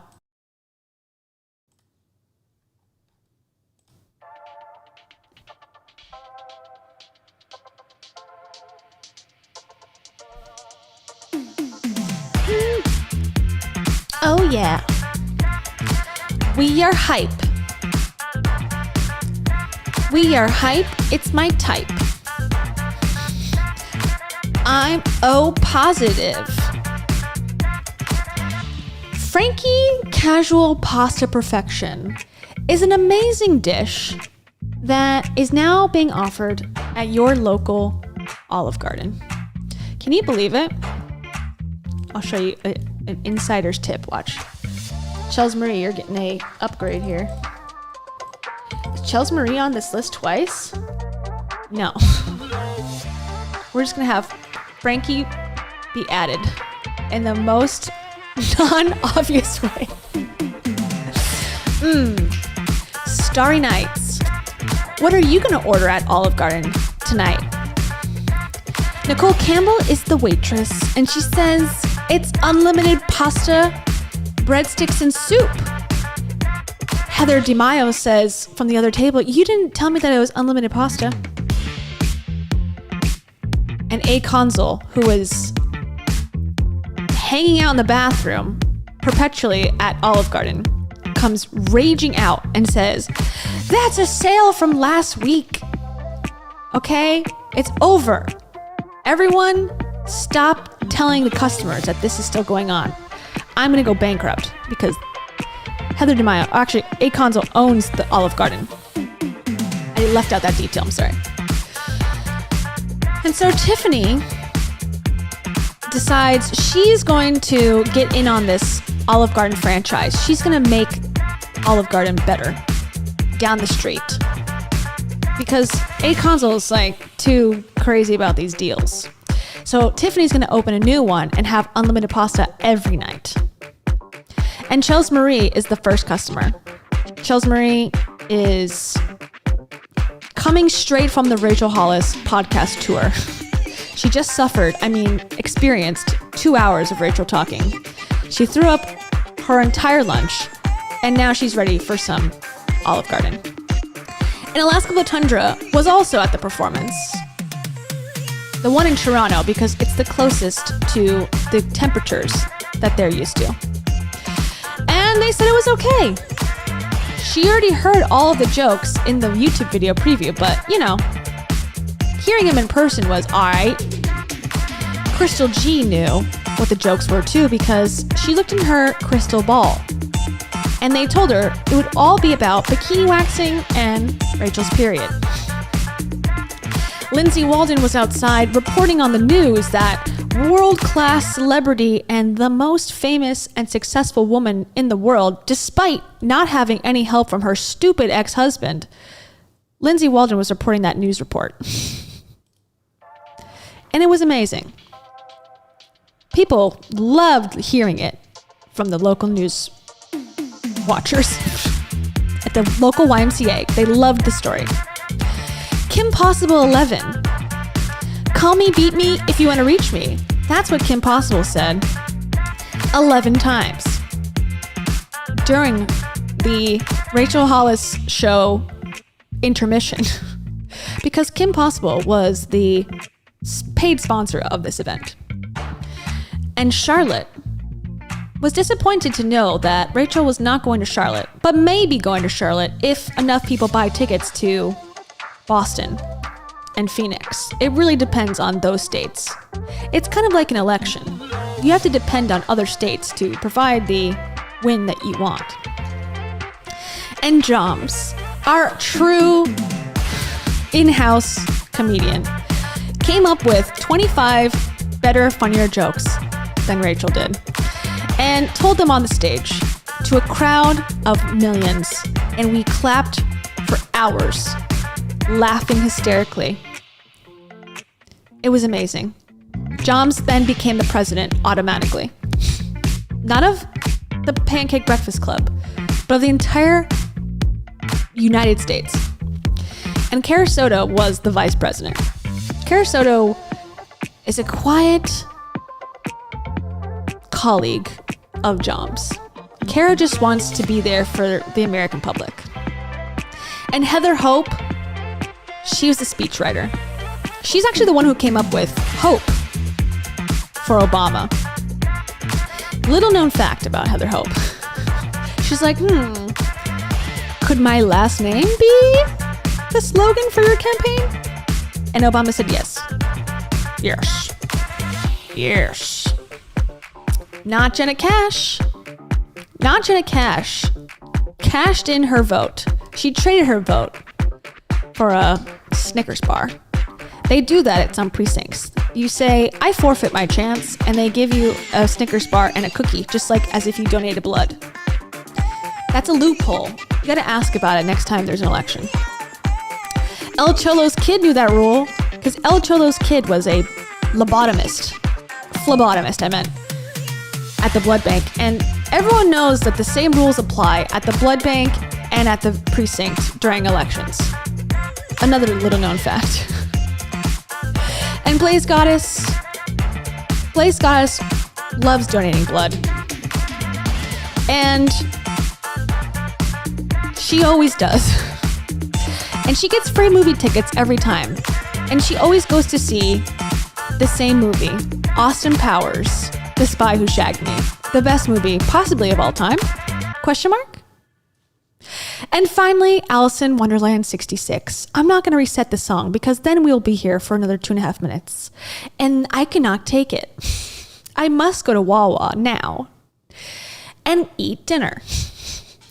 Alice in Wonderland 66, you are the best. You are not sticks, and stones may break your bones, but words will never hurt you. And I hope that's true for all of you. Thank you for dealing with this. I appreciate it, and I'll see you soon. Goodbye.